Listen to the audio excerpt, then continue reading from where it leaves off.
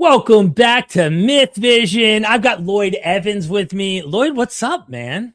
Oh, Derek, it's so nice to be back, and huge fan of what you're doing. I think what you've created on Myth Vision is honestly incredible because you really have a passion for Bible scholarship, for understanding religion, and I think there needs to be a space for that, and you definitely provide it. So I'm absolutely thrilled to be here. Thank you. Thank you so much, Lloyd. Look, man, I looked up to you. Of course, you were the OG, or I would say at least one of the top 2 or 3 OGs that were on YouTube. Your name was really up there in terms of the initial Jehovah's Witnesses who left the cult, but didn't just leave. Because, I mean, there are many before you who've left, obviously. But you utilized the medium of YouTube to really market this idea that, hey, you're not alone. And I'm going to show you how damaging this cult really is. And like most people have no idea even today still, like most YouTube people probably who are in like atheist, agnostic, Christian circles, I don't even know if many of them, like most of them probably haven't come across this and realize how insanely controlling and damaging Jehovah's Witness, the whole cult really is, and the high control group it is. And we're going to cover some of that, but it's like more about who you are. And so before we even get into your story, I ask everyone, like this stream, share this stream, comment down below, go subscribe to Lloyd Evans. I put a funny comment there. For every like, you make a Jehovah's Witness grow their wings and they escape the cult. But your YouTube channel, tell us briefly about your YouTube channel. What's up with this so people go to subscribe? Yeah, sure. I mean, I've got, what is it, over 2,000 videos on there now. I started back in 2012, which, I mean, YouTube started in 2005. So I was relatively quick on the, quick off the march. And yeah, it's all about, for me, creating resources so that when people are at that point where they are ready to start questioning their Jehovah's Witness beliefs, they have the information to hand. And it just so happens that with Jehovah's Witnesses in particular, they put out this avalanche of propaganda, video propaganda. And it kind of coincided with me starting my channel. So I started my videos in 2012, and in 2014, they started this JW broadcasting thing where they would put out these highly produced kind of hour-long propaganda segments on a monthly basis. And so the timing was perfect for me to start breaking them down and explaining the manipulation. So that's kind of been the focus, and now I'm trying to kind of make it a little bit less focused on doing rebuttals and more on specific topics. But yeah, that's kind of what my channel's about. Absolutely. Look, everybody in the chat, subscribe. Already subscribed. Baron says, mega bloodbath in the house, Taco.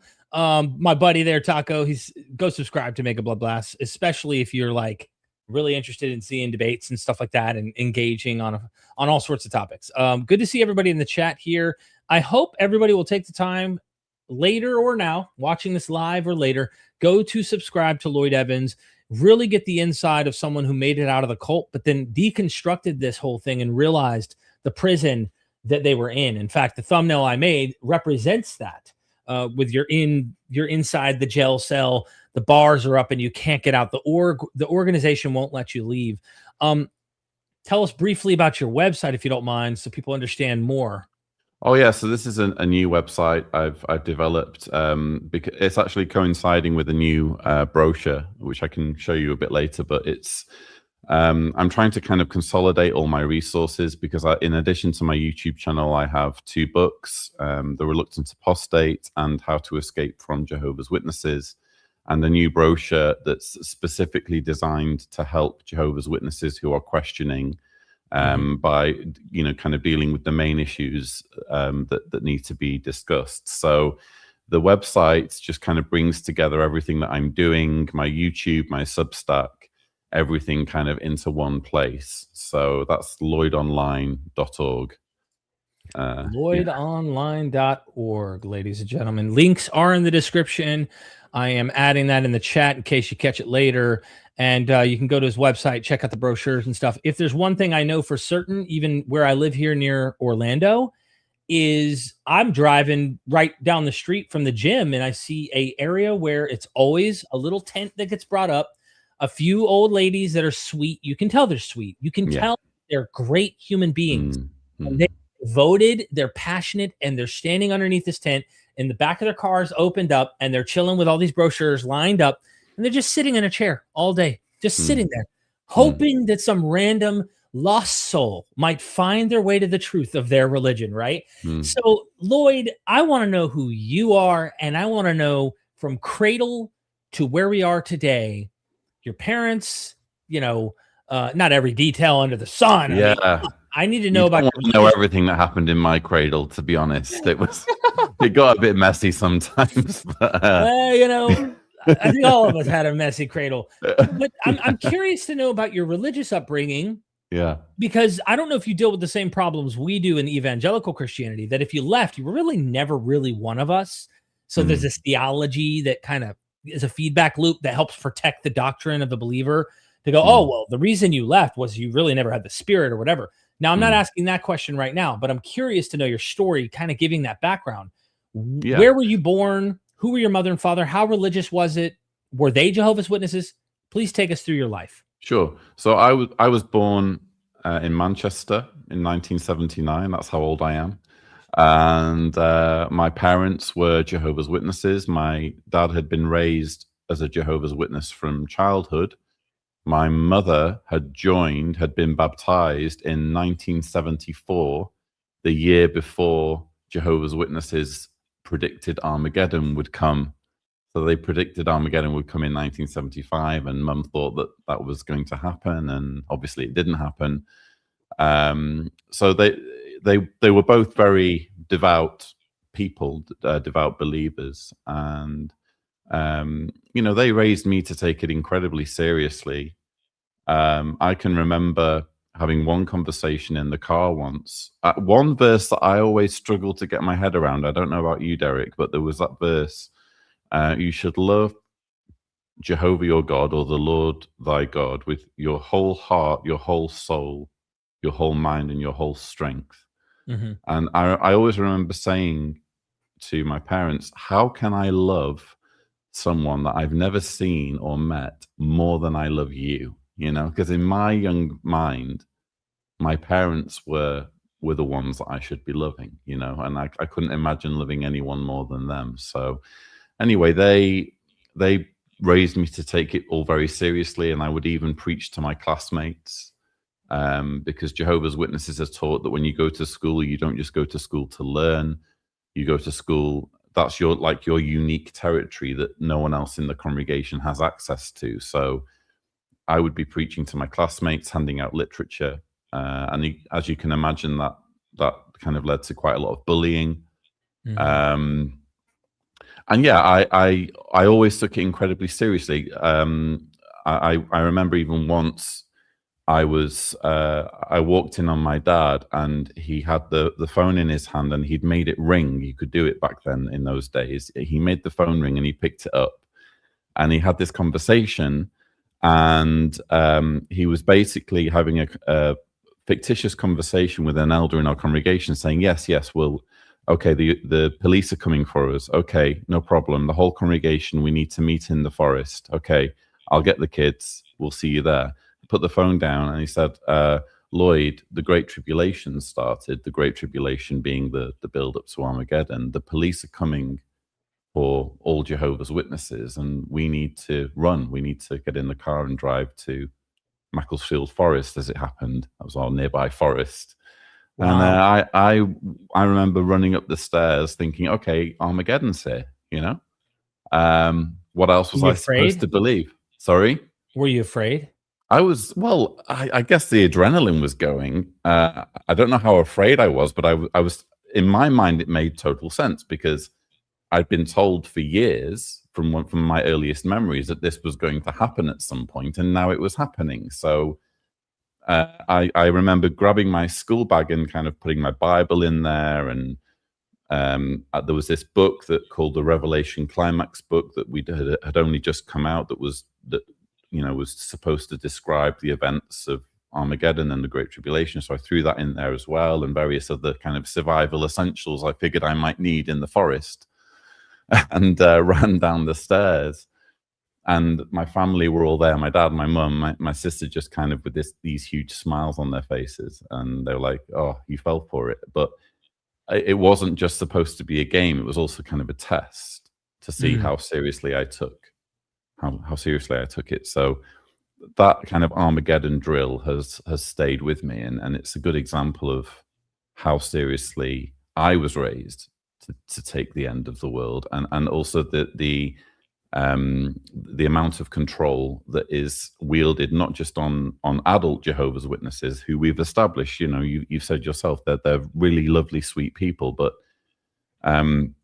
they find their way into these groups because, in many cases, because they've been indoctrinated since they were children. Wow.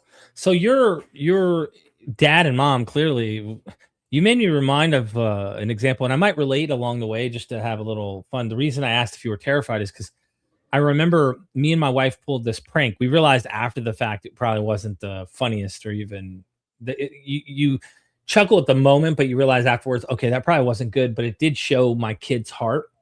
We were in a restaurant, and we ate the meal. You go to a restaurant, you're supposed to tip. You do the right thing, and I'm like, we don't have money, honey. So we made up this lie, like, we don't have money. We're going to have to run. We're going to have to get in the car, run, and the cops might arrest us. My youngest son just starts crying.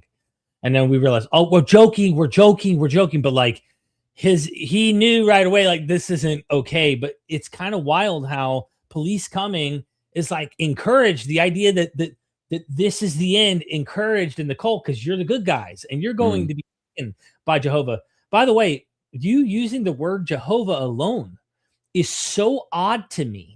I'm so not used to that term being used. Jehovah God, Jehovah. You know what I'm saying? Like it's an extremely unscholarly word to describe God. I completely recognize that. Yeah, no, and you know this. I'm just saying, like, even hearing it again when I'm interviewing ex-Jehovah's Witnesses, I'm like, Jehovah, Yahweh, or the God of Israel. Okay, and it all makes sense here. So you're going through your childhood. You're taking it serious because your parents instill that in you. Are there any moments throughout your childhood into teenage years where you start having issues, doubts, or even taking your religion even more serious? You're attempting to climb the ladder, so to speak? All throughout my childhood, I took it incredibly seriously, probably too seriously. And then I reached sort of 19.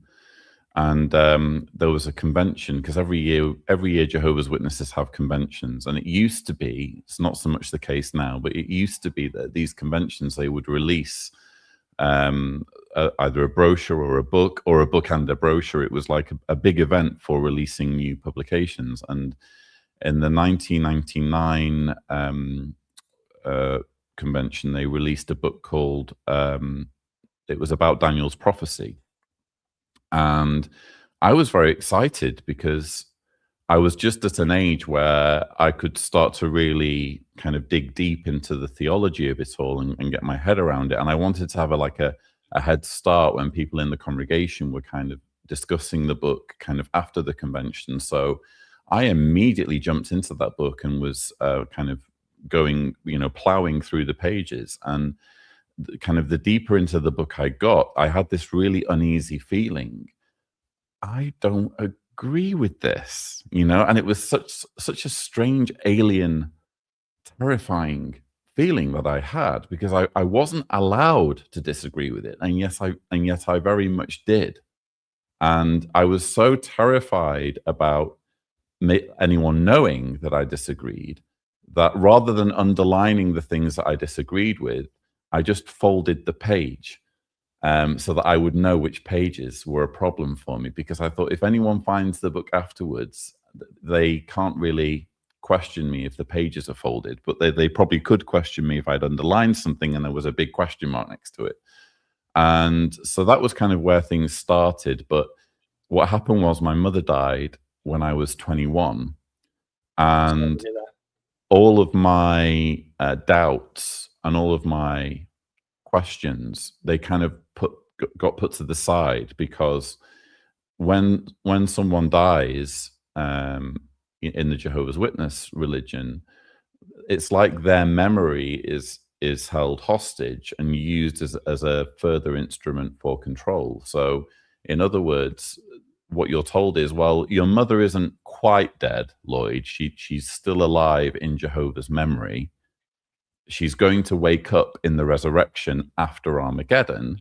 Wouldn't you like to be there to welcome her by being a faithful Jehovah's Witness, surviving through Armageddon and being there when she emerges from the trees in paradise? So that's kind of, I thought, I can't afford to have doubts. I can't afford to have these things kind of weighing me down. I'm just going to pretend they're not there and just kind of plow on. And so I kind of rose through the ranks. I was a ministerial servant at 19. I went through a thing called ministerial training school, which is kind of like an elite school for, at the time, it was for young Jehovah's Witness men, to kind of drill them on how the organization works. And by 28, I'd been appointed as an elder. But it wasn't until I moved to Croatia, after I got married, that the language barrier kind of made me revisit these questions and these doubts, because all of a sudden I was in this environment where people were talking about my religion at the meetings, but in a different language. It didn't really make any sense to me anymore. So I was just kind of alone. I was in a crowded room, but very much alone in my own thoughts, because I couldn't understand anything. And all of a sudden, all of these doubts kind of came rushing back that I'd been suppressing for a long, long time. And so, yeah, if I may chime in,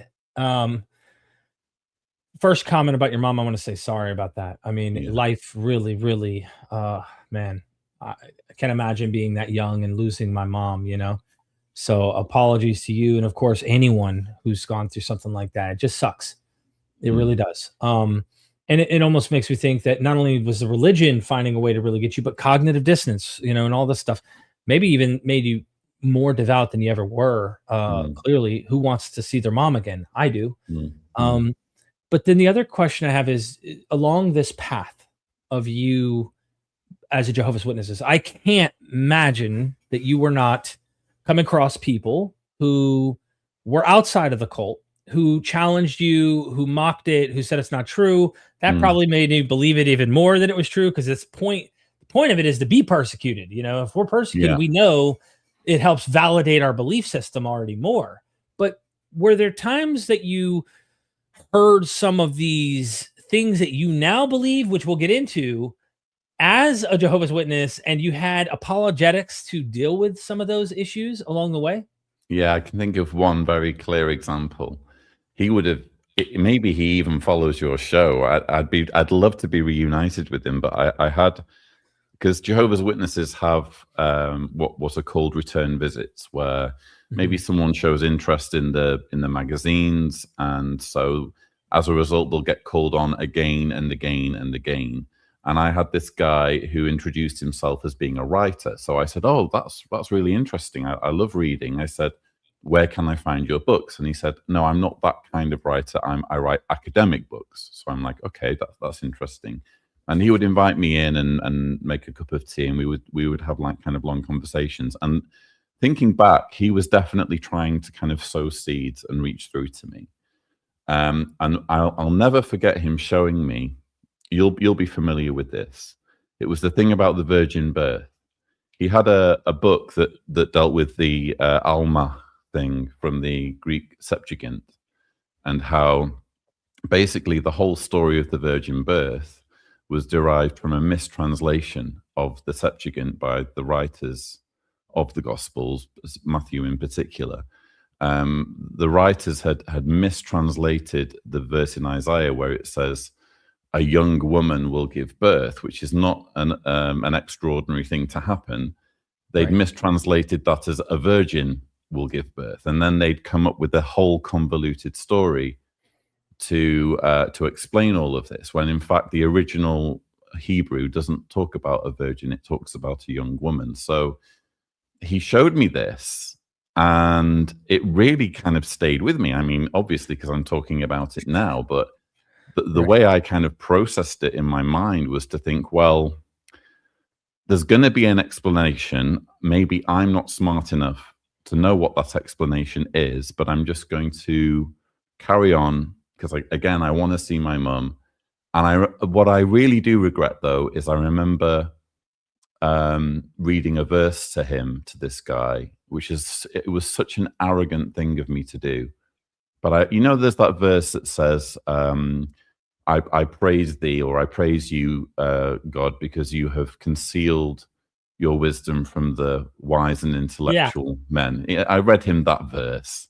The one Jesus is like, I thank you that they did not get this, but you. Exactly. Yeah. I pulled that one on him. And in other words, who do you think you are for being clever? It's only the stupid people that are going to understand this, which is just a kind of, again, it's a thought-stopping statement. So I'm kind of deeply ashamed of that, but I understand as well why I was kind of programmed to respond in that way. But I often think back to him and think, wow, he was really trying to help, and actually he did help, because he was kind of building the infrastructure that I would later come to rely on when in terms of truly grasping the value of Bible scholarship, which is again why I value your channel so much, because I'm sure you've discussed that particular thing many times, and other areas in which it's clear that things don't quite add up in the Bible. So yeah, I mean, it just goes beyond that, even with the original context too, because if you just read the paragraph, right, who it's talking about is a child of a king way back here. I mean, and so they'll just go, well, that's double fulfillment, or any excuse to keep the context to apply to Jesus. But yeah, there's so much there, and I appreciate the compliment. I thought about the failed prophecy stuff, which we're going to get to, but I didn't know if that had ever been lobbed at you and how you dealt with those accusations, if you can recall any. So I was vaguely aware of 1975, but the way it was put across to us as Jehovah's Witnesses was that it was just a few Jehovah's Witnesses had got too excited. It wasn't necessarily about the leadership. It was about the way Jehovah's Witnesses, like the rank and file, were overreacting to what was in the publications. And I kind of went along with that narrative. And Jehovah's Witnesses do go along with that narrative, because that's all they're given. I didn't know that 1914 was put forward as a date for Armageddon. I just had it in my head that that's when the last days started. I didn't know anything about 1925 being put forward as a date for Armageddon.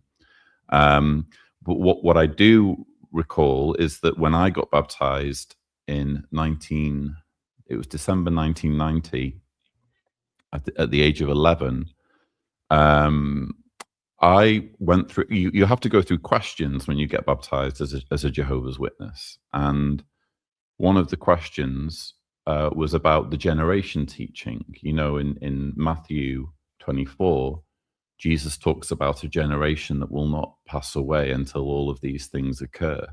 And Jehovah's Witnesses at the time taught that was the generation of people who were alive in 1914 and could interpret the events of 1914 as being the fulfillment of prophecy. So not just people who were born in 1914, but people who were born sufficiently before 1914 to be kind of Jehovah's Witnesses, essentially.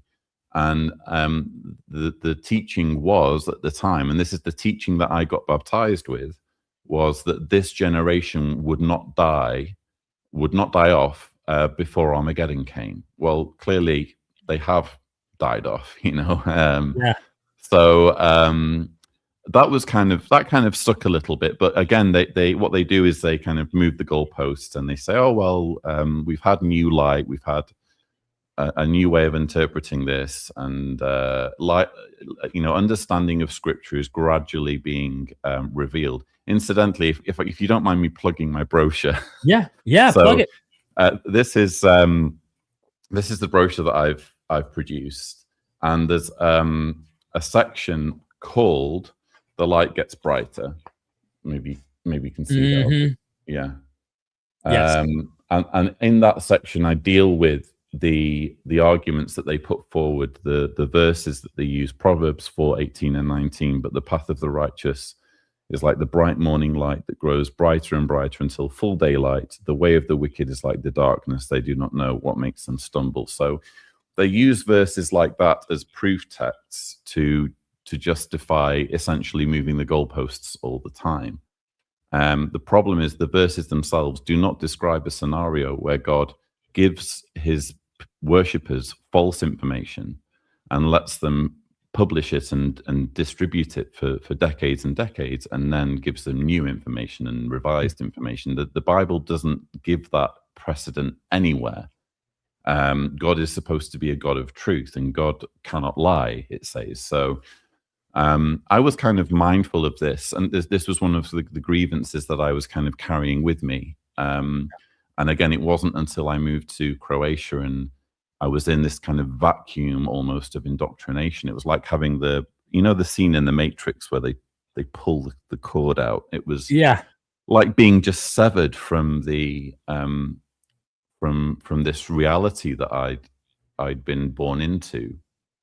When you see my outro at the end of this video, anyone who's watched it, I literally use the Matrix as an analogy for my own waking up, going and seeing reality. And there's a little code to it, but the beginning, that Morpheus is my father, my real dad in life, right? I have him sitting in the chair in front of me, and he's like, do you want to know the truth? And there's the red pill, the blue pill. I literally imitated the movie. I know a lot of people make political statements out of this. That's not at all what I'm doing. Literally just using the movie and literally just talking about waking up. And I have the cord in my head, as you'll see when I wake up from that moment. And of course, it gets disconnected, and a spacecraft comes in the outro. You'll see, and there's a silhouette, and the silhouette is all the critical scholars that I've ever had on my channel, all the brilliant minds that have taught me.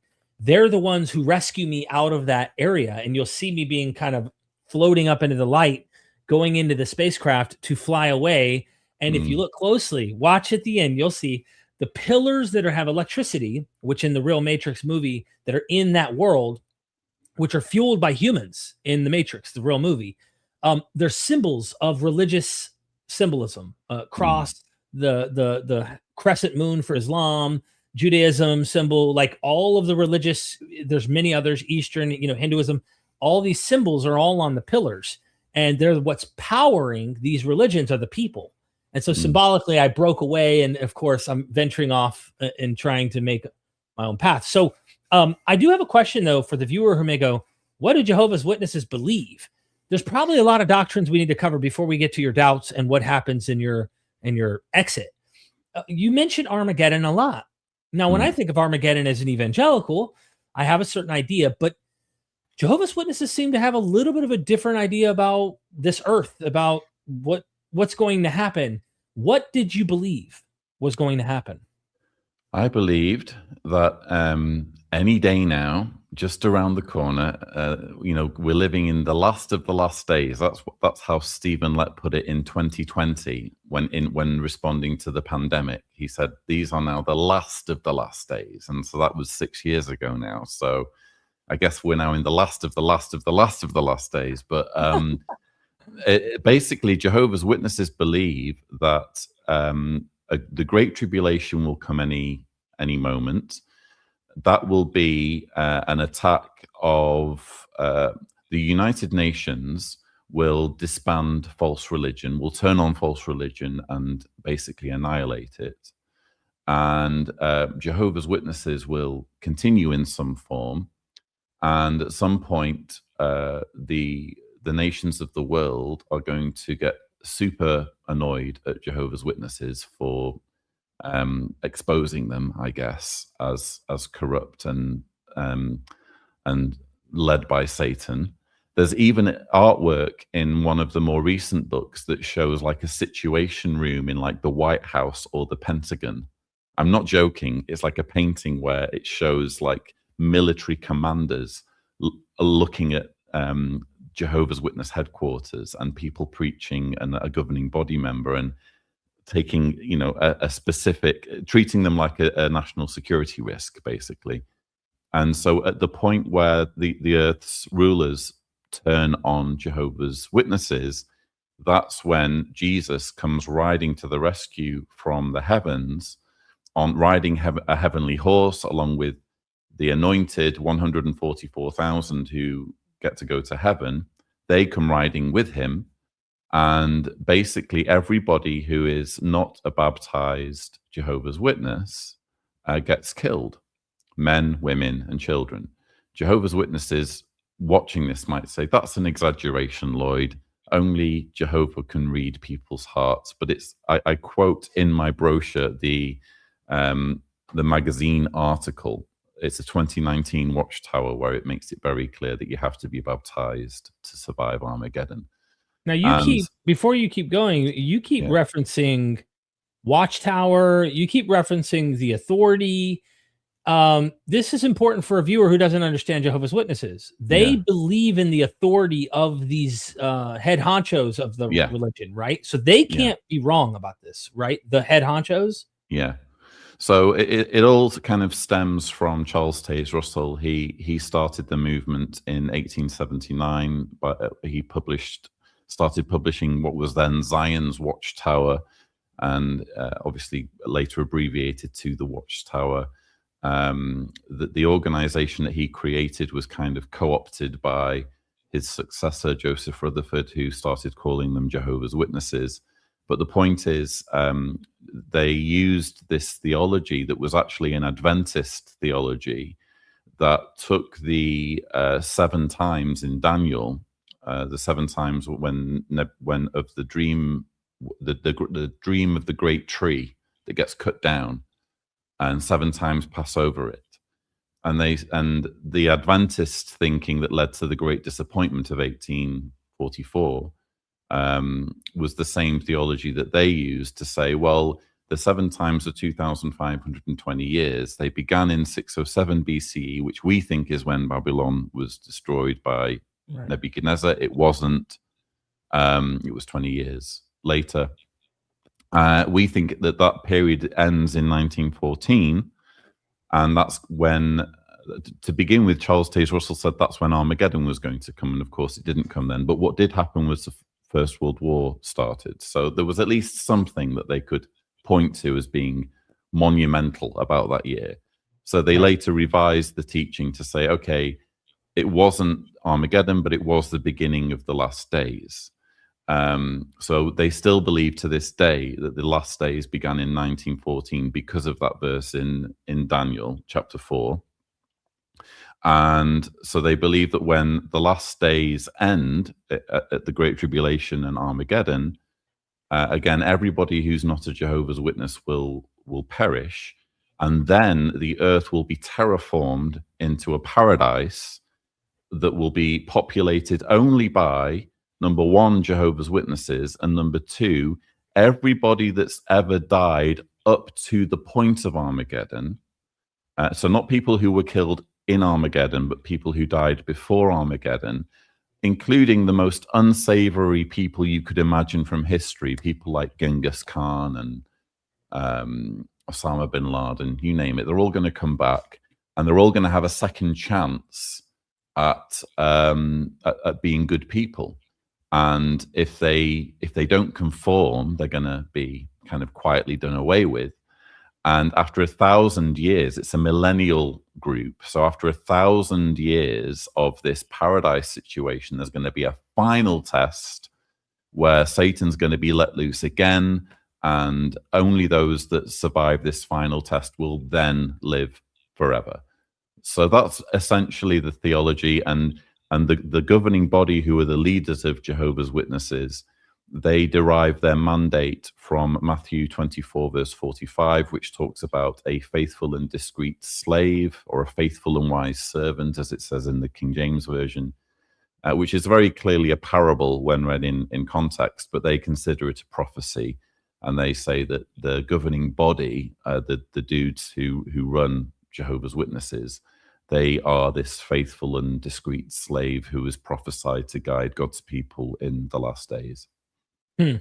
So if a governing body, like you quote in 2019 in your brochure, says something, they're supposed to believe what that governing body actually says. Yeah, there's no. This is the thing I think with that people don't understand about groups like Jehovah's Witnesses is they're very much a fundamentalist group. They don't like that word fundamentalist, but they really are. I mean, when most people think of kind of Christianity, they're thinking like about mainstream Christianity, where you can kind of cherry pick what works for you and what doesn't work for you, and you can kind of tailor make your own version of what Christianity means for you. But with fundamentalist groups, it's either all or nothing. You believe everything that they say, or you are an apostate. It's one or the other. And so there are people who maybe aren't considered spiritually strong, or who are considered bad association, but there isn't anything kind of concrete that people can blame them for. So they're kind of on the periphery. But in terms of belief, everybody needs to believe the same thing, and that is dictated for them by the governing body, with this excuse that they are God's faithful and discreet slave. Okay, so back to you. You're 28 now.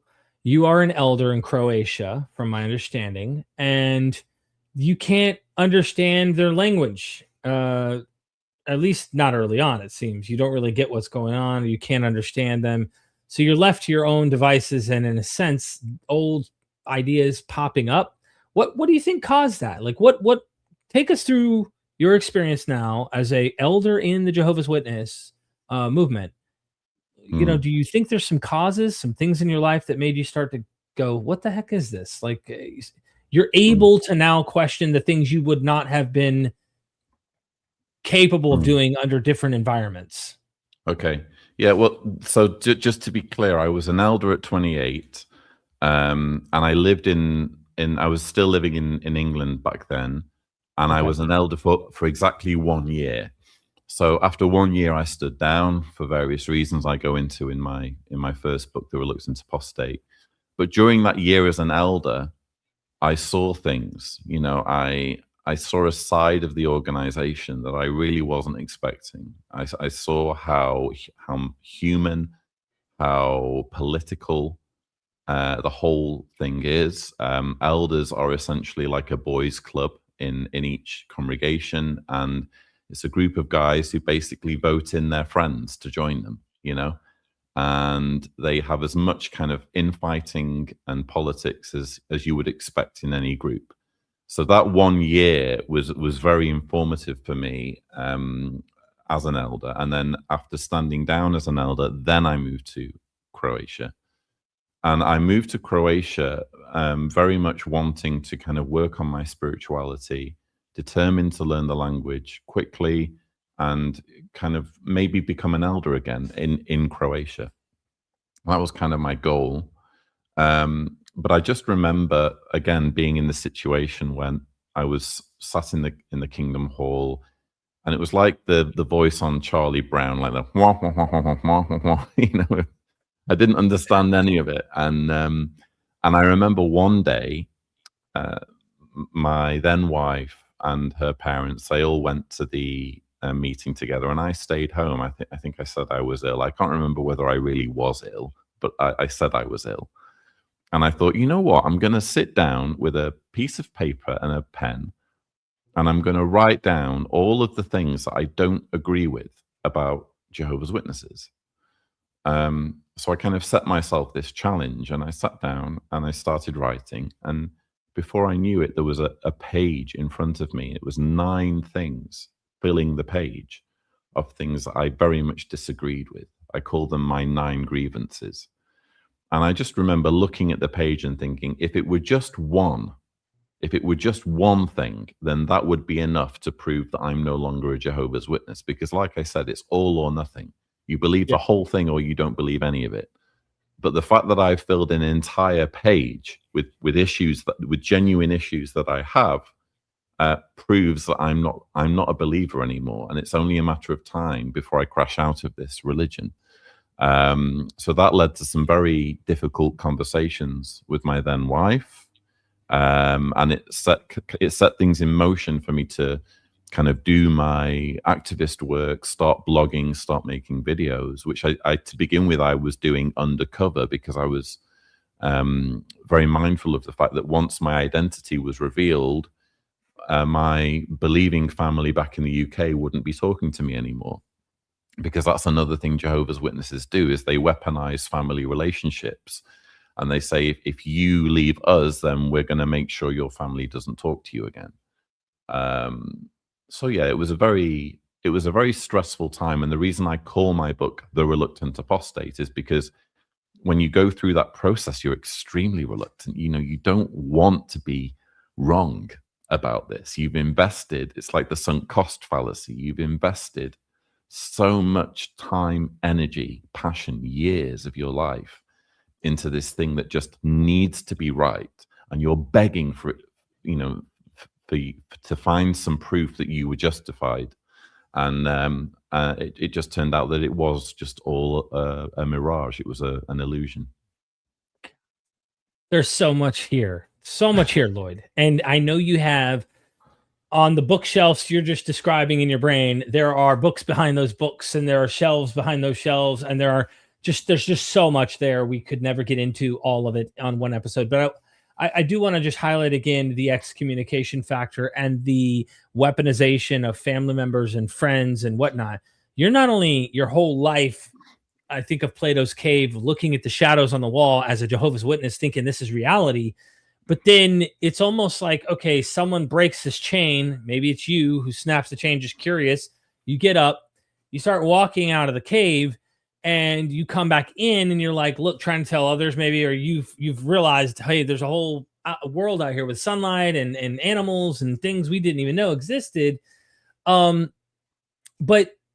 then the cost of going out there in the sunlight is not just everything your whole life looking at the shadows on the wall. It's your family. It's your mother, your father, or your father at this time. It's your family and relationships that you have, the friends that you made. All of that will be gone. But then your current wife, who is an active, believing Jehovah's Witness that you're having rough conversations with, I want to know a little bit more about that. And I just wanted to make the point that it's not just that you invested your whole life into a religion, but like your identity, your social group, everything is tied to this religion. So you have to start over. Pretty wild. Yeah. I mean, we're not married anymore. So my then wife, she thought that she thought it might be some kind of trick she couldn't believe that I didn't believe. And she thought that maybe I was having regrets about our marriage because we were still relatively kind of newlyweds back then. And she thought I was coming up with some kind of elaborate ruse to get out of our marriage by pretending that I no longer believed. Because one thing that we were both very clear on when we first started our relationship was that we both took the religion very, very seriously, and the religion would always come first. So for me to suddenly start saying, actually, you know what, I don't think I'm going to be a Jehovah's Witness for much longer, she thought that I was not joking, but trying to kind of come up with some kind of excuse to leave her. And I was like, no, that really isn't what this is. And she said, okay, well, tell me what your reasons are. So I showed her my piece of paper, and I said, these are the reasons. And I explained each one of them, and she couldn't answer a single one, and but that's still, the thing is, like you mentioned Plato's cave, that there's no way of just saying to a Jehovah's Witness, we were lied to. This is all an illusion, because there's so much cognitive dissonance. There's so much, again, terror of what you've invested your whole life in and no longer being true, that it can't be an illusion. It has to be reality. So you resist to the very last in whenever anyone kind of tries to contradict. So it took her a while. It was actually a year behind me until she finally said, yeah, I don't believe it either. But it's a terrifying thing to go through, because again, you not only are you having to write off years of your life, and with Jehovah's Witnesses, you know, we were pioneers, which is where you pledge 70 hours per month to preaching. Now it's 50 hours per month, but it's still a lot of time to kind of knocking on doors and standing next to carts. It's a lot of time to kind of be flushing down the toilet, and so you're suddenly realizing that all of that was a complete waste of time. Makes you very, very angry, you know, very, very resentful. It's a lot to take in. But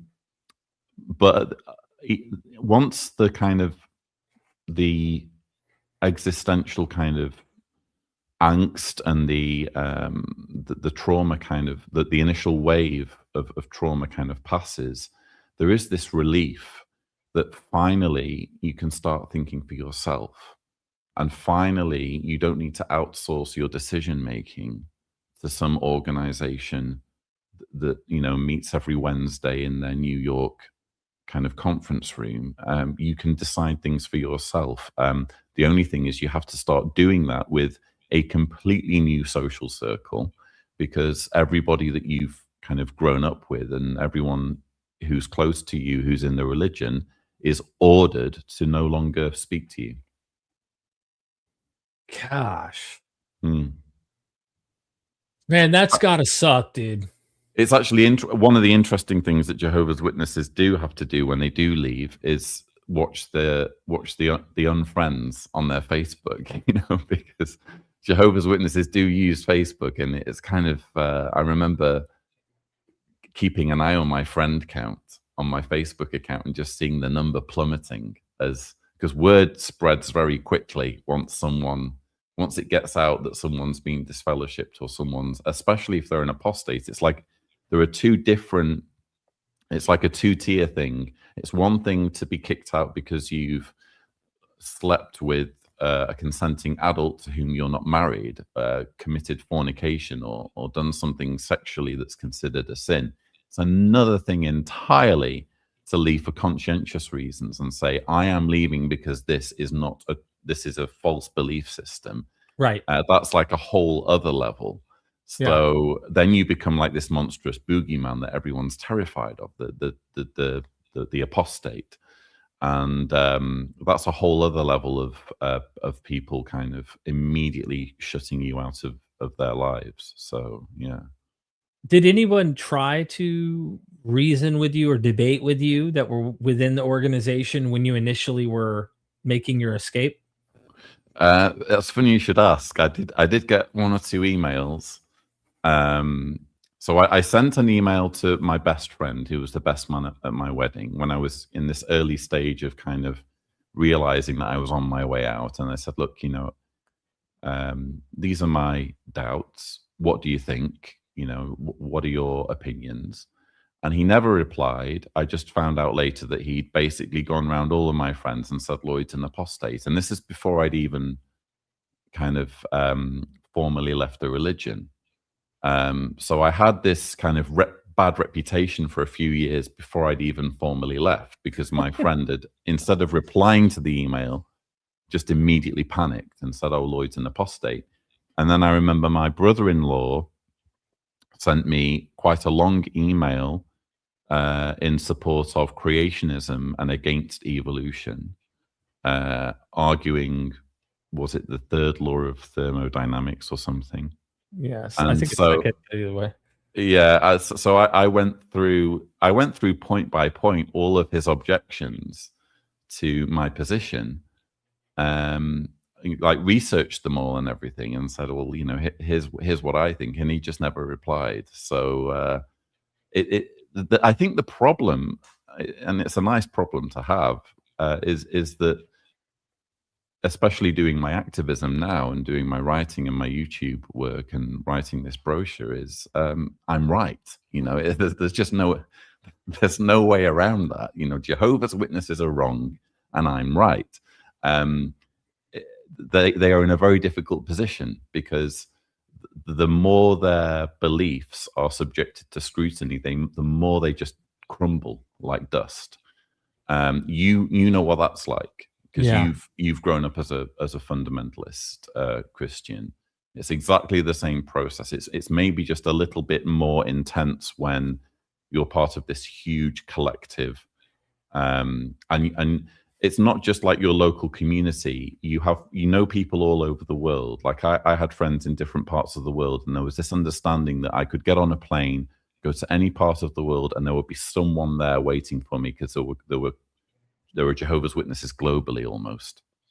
And to suddenly have this kind of global network just turn their backs on you, and to have that hanging over you as a threat, even when you're a believer, of course you're not going to want to explore and examine your beliefs if that's the consequence. Yeah.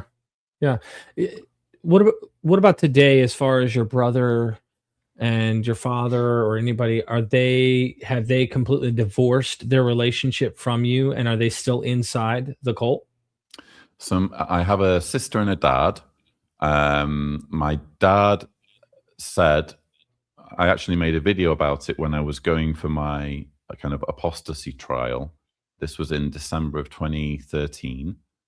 Because we'd been speaking. I'd moved to Croatia, but we'd been speaking like on at least a weekly basis on Skype. And he'd even come to visit me for a holiday.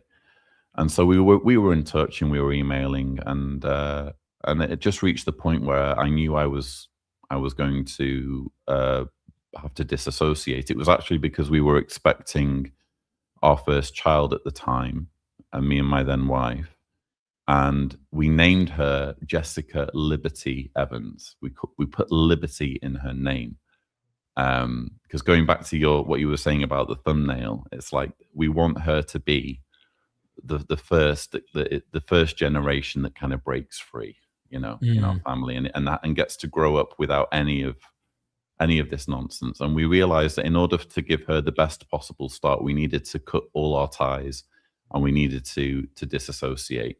And so I let my dad know that we were going to disassociate, and that I was going to have a judicial committee in which I would be disassociating. And he said, well, it's going to kill me, Lloyd, but I am going to shun you, And I even, yeah. Just so I understand that properly, you said you were going to disassociate, or how does that work? Because my understanding is Jehovah's Witnesses will automatically disassociate. They will shun. They will not have anything to do with you once you exit. You told him you were disassociating? So there are basically two mechanisms. One was called disfellowshipping. It's now called removal. And another one is still called disassociation. So removal is where you get caught doing something naughty, and you get thrown out because it's decided that you're not sorry enough, you're not repentant enough. And then disassociation is where you basically make it clear that you no longer want to be a Jehovah's Witness anymore, and they include in that willfully and unrepentantly accepting blood. So if you accept a blood transfusion, you are by default telling the world that you no longer want to be a Jehovah's Witness. That's how they interpret it. It's almost like it puts all the blame on you no matter what, either way. It's like, even if you have justified reasons for finding this cult to be false or incorrect, the blame no matter what is you are wrong. Even though you're right, you're wrong no matter what, and therefore you are the one disassociating from them, your own father and such, by making this move. And you knew your dad was devout enough that this would happen, where he would have to shun you. You already knew this. And he stayed true to that. He hasn't talked. We've had like one or two phone calls in the how many years has it been now? 13 years since I actually formally left. And that's just been to do with like me needing documents, like legal documents that have come through to his address. And it's literally like a few seconds of talking about that, and then phone call is over. But I remember the apostasy trial. They'd found a blog article on my website where I'd basically outed myself. It took them only a couple of weeks to find it, and the meeting went like this. They brought me into the Kingdom Hall, and there were 3 elders sat there. It's always got to be 3 elders, and they basically had the blog article printed out on the table in front of them, and I remember it had like orange highlighting on it, and that always amused me. Like someone had gone to the trouble of going over it with highlighter, like they'd be studying for a watchtower. But the simple question was, do you stand by what you've written here? And so I said, absolutely. And they said, well, in that case, you're disassociated as one of Jehovah's Witnesses. Do you have anything to say? You know, and I did have a few things to say, as it happens. But the point is that it was that straightforward. You either agree or you don't agree. Jeez. And it doesn't matter how justified your conclusions are. They're not interested in the logic. They're not interested in what your reasons are. They just want to know, do you believe or do you not believe? Yes or no. My goodness. What about your sister? Is she she's still shunning you? She and I have never really gotten on, to be honest. Even when I was a Jehovah's Witness, Okay. she's just one of those people who, I mean, family dynamics can be complicated, and even when I was a Jehovah's Witness, I was in and out of her graces all the time. And recently, we had an attempt at kind of reconciling, and that didn't work out. But she's in this strange situation. I won't say too much about it, but she's in this strange situation where she's not quite in and she's not quite out. I think they've come up with some exceptions for her case, to be honest, because they maybe don't want a repeat of what happened with me. They don't want 2 of me. But yeah. Too much. So isn't that like PMO? There's various interesting. What are some of those what are they, acronyms or whatever that like people are? Yeah, there's people in, mentally out. Can you tell us some of those real quick before we get into? PME is physically in, mentally in. This means you're a believing Jehovah's Witness. PIMO, PIMO, is physically in, mentally out. So you're attending meetings perhaps, but you actually no longer believe, and you're kind of fading, and you're trying to kind of live a life of pretense just so that you won't get shunned. POMO is physically out, mentally out, like me, so that you've got it all behind you. There's also PIMQ, which is physically in, mentally questioning, which is a little bit before mentally out. So, acknowledging that there's like a process involved in waking up. So that's basically what those letters mean. It's a good way of describing it, I think. It's a nice shorthand for when ex-Jehovah's Witnesses are talking to each other and trying to understand where they're up to. Before we get into some of the doctrines, and like we can now, in retrospect, you're out. You can really, bring a scalpel to this whole damn thing. And I hope we could do some of that. Yeah. How many Jehovah's Witnesses do you get that reach out that are, confiding to you in confidence? They trust that you're not going to obviously rat on them or tell, hey, hey, let me make a video and everybody knows about this person. How many today even? Like, I'm sure it varies on the months on how many might reach out, but like, do you still get a ton of physically in, mentally in, but questioning, whatever? Like, do you get a lot of this from Jehovah's Witnesses? It's not on like a daily basis or even a monthly basis. To be completely honest, I was putting out way more YouTube videos in around kind of 2020, 2021.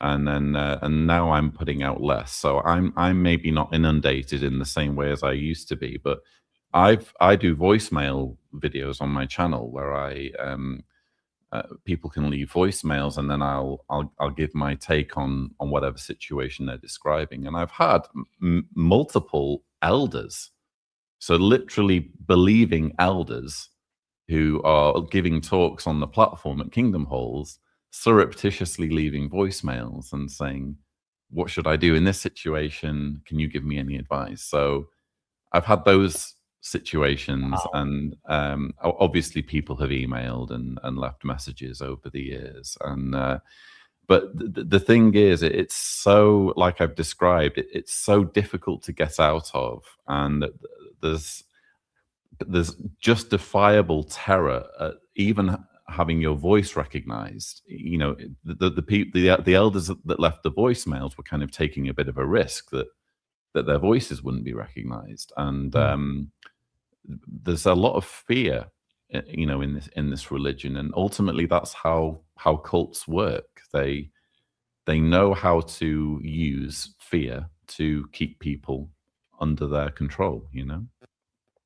What do you, in hindsight, think is the best way to combat that? Because we know, like, for example, in the United States, there's religious freedom, and religions really get a special place. You can believe in anything. I mean, but that gives, I think, a lot of liberty to cults like this to really have control over people in ways that kind of are loopholes that the laws can't see, the laws can't really do something about. So how do you think, and all this time now that you've left, how do you even navigate that? I mean, maybe you use the US as an example. I don't know. I mean, different countries have different laws, but like, what are your suggestions? What do you recommend? Because it seems like your whole identity, everything's there. You're already fighting the fear of being not there when the apocalypse happens. And now you're having to deconstruct the mythology, but then your whole identity, your whole sunk cost fallacy, your whole family, your whole social structure, your income might even be somehow attached to this. I mean, like, what do you do with that, Lloyd? I don't understand. That's pretty intense. It's a great question. I wish more people asked that question, to be honest, Derek.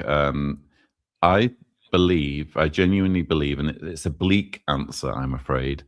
I believe we're living at the wrong point in history. I think that future generations will look back in horror at how backwards society is this deep into the information age, you know, this deep into having the internet and AI and all of these things. They will be horrified at the stranglehold that religion has on society, on government. There is so much religious deference at a legislative level in your country, in the United Kingdom. I was part of a government investigation in 2020, 2019, 2020. It was the independent inquiry into child sexual abuse for England and Wales. And I was giving evidence against Jehovah's Witnesses, explaining why they are putting children in harm's way with their mishandling of child abuse and the way they systematically cover up evidence of child abuse, which, again, quick plug, I detail in my brochure. So I was part of that investigation, and I submitted pages and pages of evidence that I'd kind of painstakingly put together, writing it so that outsiders could understand it, and making sure I was supporting everything I was saying with evidence and references. And they basically ignored it. The only recommendation that really came out of the investigation was that the 2-witness rule that Jehovah's Witnesses use is wrong. That's based on Leviticus 19:15, where it talks about you need two witnesses to convict someone of something. And that's the only thing that really came out of it. And because ICSA's recommendations to the British government were so watered down, the British government basically didn't do anything with them. And people maybe don't realize that in England and Wales, we still don't have mandatory reporting of child abuse. Right. We still don't. And the policy of Jehovah's Witnesses is that they're not going to report abuse if they have a legal reason to withhold reporting. So to make an analogy, correct me if this analogy falls apart or if it's not accurate. When we found out about the scandals of the Catholic Church and what was going on with priests and young children, the church itself, when they got notified about complaints or even police reports and stuff, did only an internal investigation. And what did they do? The slap on the wrist was often to relocate a priest to a different, a different place, not to literally get them charged or even completely remove them. Often they just moved them around. And because these religions have such liberties through the laws, there is a barrier between what's really happening behind the religious closed door, so to speak, and how a real person that was assaulted on the street in some way, or something happens in the real world. The law enforcement would be very, very much involved, and the investigation would be rigorous, and there would be nothing blocking that investigation from really prosecutions or something to stop and mitigate these behaviors from continuing. Whereas religious beliefs have such protections that they have an internal issue. This is the same problem we have with Scientology, from my understanding. Is that the same thing that you're describing? Yeah, the problem you have in America, which is similar, is you have it's done state by state. So different states have mandatory reporting laws where if you learn about child abuse, let's say you're a head teacher or you're like a family doctor, and you uncover evidence that someone's been abused, you have to report it to the police. But there are clergy penitent loopholes that are basically crafted around the Catholic Church that say, well, if this information comes to light due to a confession to a priest, then it doesn't need to be reported. So I'm not making this up, that this is part of the legislation in various states in America. And Jehovah's Witnesses piggyback on that legislation and say, well, if the Catholics are allowed to do this, then we should be allowed to do it as well. And in 2019, they even went to the US Supreme Court and complained that they should be able to withhold criminal evidence about child abuse in litigation. So if any cases come up where it turns out that the organization's been covering up abuse, they should be able to withhold records, because look at what the Catholics have. They have this whole clergy penitent provision, and all religions should be treated the same, so why can't we have something similar? And fortunately, the United States Supreme Court didn't accept their reasoning there. The good news is that even though the United States and the UK are very far behind in taking child abuse seriously, there are some countries that are starting to kind of step up. Australia had an inquiry into child abuse back in 2015 and implemented quite rigorous improvements to their legislation as a result of that. And Jehovah's Witnesses were completely annihilated in that investigation. They found that 1,006 perpetrators had their crimes covered up from 1950 all the way through to 2014. It was very, very damning. But what's even more exciting, I say exciting, but encouraging in terms of shunning, is that there's a case working its way through the Norwegian Supreme Court at the moment, where ex-Jehovah's Witnesses actually it's the Norwegian government. The Norwegian government has said to Jehovah's Witnesses, you know what, we're not going to subsidize you anymore. We are not going to give you the equivalent of $1.5 million per year and for being a religion and acknowledge your religious status, because we know you're doing this shunning thing, and it actually goes against our rules, our laws on human rights, because shunning is a human rights violation. It says in the Universal Declaration of Human Rights that not only are you free to believe anything that you want, but you're also free to leave a religion if you want to. Yeah. And so if you leave a religion and someone's going to penalize you for it, then that's in violation of your human rights. So the Norwegian government withheld funding from Jehovah's Witnesses, and Jehovah's Witnesses sued them, and it's now worked its way up to the Norwegian Supreme Court. We're waiting on a decision as to who wins, But whoever wins, it's probably then going to go to the European Court of Human Rights. But the point is, at least the Norwegian government took it seriously enough to say, you know what, we're not going to give you money anymore, and we're not going to recognize you as a religion if you're abusing your own followers. And I think that's the direction that this needs to go in. I think that there is a legal avenue. It's just that in your country and in the UK and many other countries, they're just way too far behind. And unfortunately, there's way too much deference regarding religion. So, oh my gosh, there's so much there, bro. And you and I should probably do some follow-ups actually on some of this, because there's too much to unpack here. And I want to get back to you. You mentioned the internet and the kind of age of enlightenment we're in, where anyone at their fingertips can discover the flaws of these religions. You know, just a comment. This is why I do what I do. I mean, I myself have no power to change the law or to change this, or to, you know, I can vote my way. Don't get me wrong, but like I don't have that ability.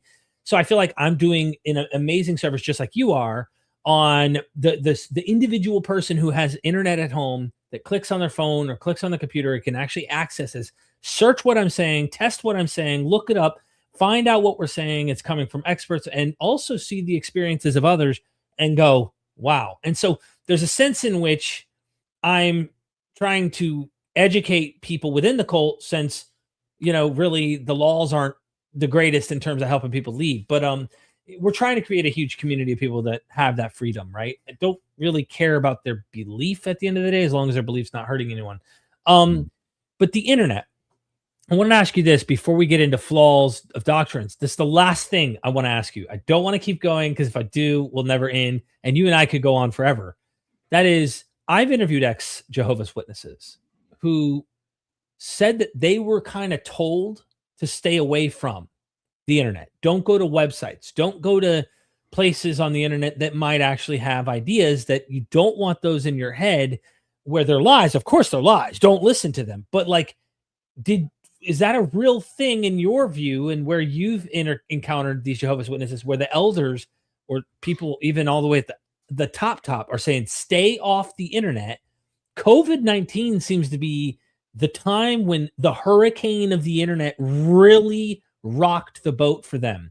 What's up with the internet and Jehovah's Witnesses before we get into any further? Oh, definitely. I mean, it's repeatedly drilled into Jehovah's Witnesses that the internet is brimming with apostates. Apostates are out to harm people spiritually, to draw off followers after themselves. You shouldn't engage with them on forums. You shouldn't go visit their blogs. You certainly shouldn't watch their YouTube videos, because they are just out to destroy your faith, and they're lying to you, and they're kind of twisting the facts. That's the narrative that you're given as a Jehovah's Witness. In fact, as recently as the 2025 convention season, which is like a 3-day convention, nowadays it's full of videos. Every day is like video after video after video, and they did a series showing an apostate who was trying to kind of show a Jehovah's Witness information via the internet, and the Jehovah's Witness was shown kind of basically running away from him. You know, this is how you should deal with this situation. So, oh yeah, there's a huge paranoia surrounding anything that might be considered an apostate source. And actually, it's worth saying that this is one of the reasons why I'm so glad that people like you know, allies like you are kind of stepping up and saying, no, let's talk about this, because your channel kind of slips under the radar because you're not an ex-Jehovah's Witness. So there's more chance of a Jehovah's Witness watching this video, because they're like, oh, Derek's never been a Jehovah's Witness, so I can listen to what Derek has to say. And I'm safe. And then, I'm safe. Watch me. Just watch me. So, but no, it's really, really important actually that that we have allies, and that we have people who are willing to have these conversations. And you know, I'll never forget Leah Remini having me on her Aftermath series in season 3. She did a special on Jehovah's Witnesses and flew me out to LA to be in that, and that made a huge impact on. I still get people approaching me now saying, you know, Lloyd, I learned about your work on Leah Remini, and we need those people like yourself to kind of step up and because the problem is cults are hiding in plain sight, and they're kind of like the best kept secret, and no one likes to be seen justifiably as picking on a marginalized community. I think we can relate to that. We don't like to be perceived as being the bully. And if there's a marginalized group, like a religious community, that maybe they're a little bit quirky and maybe they're a little bit annoying, but surely they're mostly harmless, we like to give them the benefit of the doubt. And you said yourself at the beginning that, you know, the old ladies that you see in your community, that, you know, they seem to be lovely, sweet women, and I'm sure they are. That the problem is not with the community. The problem is not with the people. It's with the leaders. And that's always been my angle, is that if anything, I care more about Jehovah's Witnesses than the governing body do, because I don't want them to be wasting their lives. You know, I want them to have the freedom to think for themselves. And one thing I say in my brochure, kind of right from the outset, is that you don't have to agree with this brochure. You don't have to do anything with this information. If you want to stay as a Jehovah's Witness, that's completely your choice. Right. But why not explore both sides of the argument and come to your own informed decision, you know? Yeah, there seems to be an anti-intellectualism involved in that.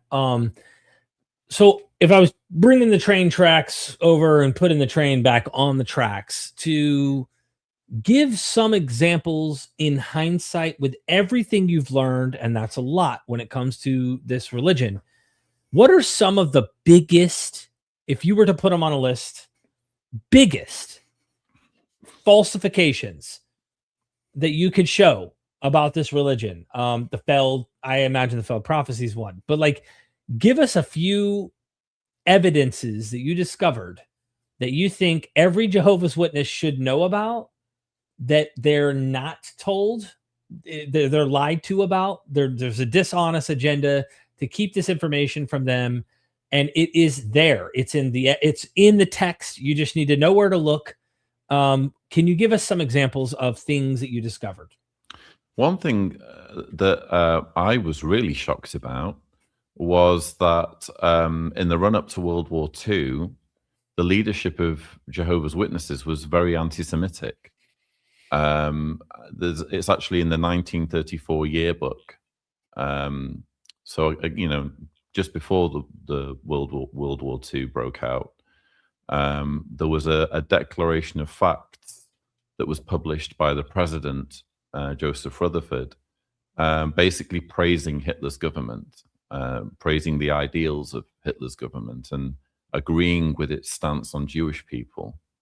I had no idea that was the case, because it's a fact that 1,200 Jehovah's Witnesses died in the concentration camps. Jehovah's Witnesses were among those who were persecuted by the Nazis.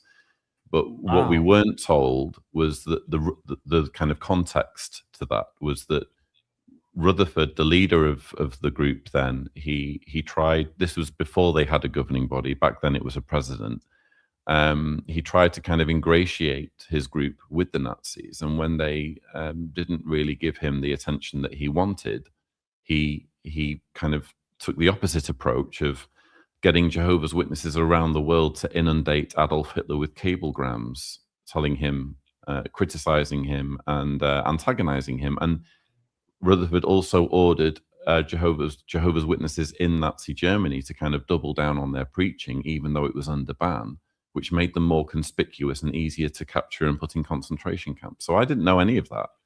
I didn't know that Jehovah's Witnesses were NGO partners with the United Nations from 1991 to 2000.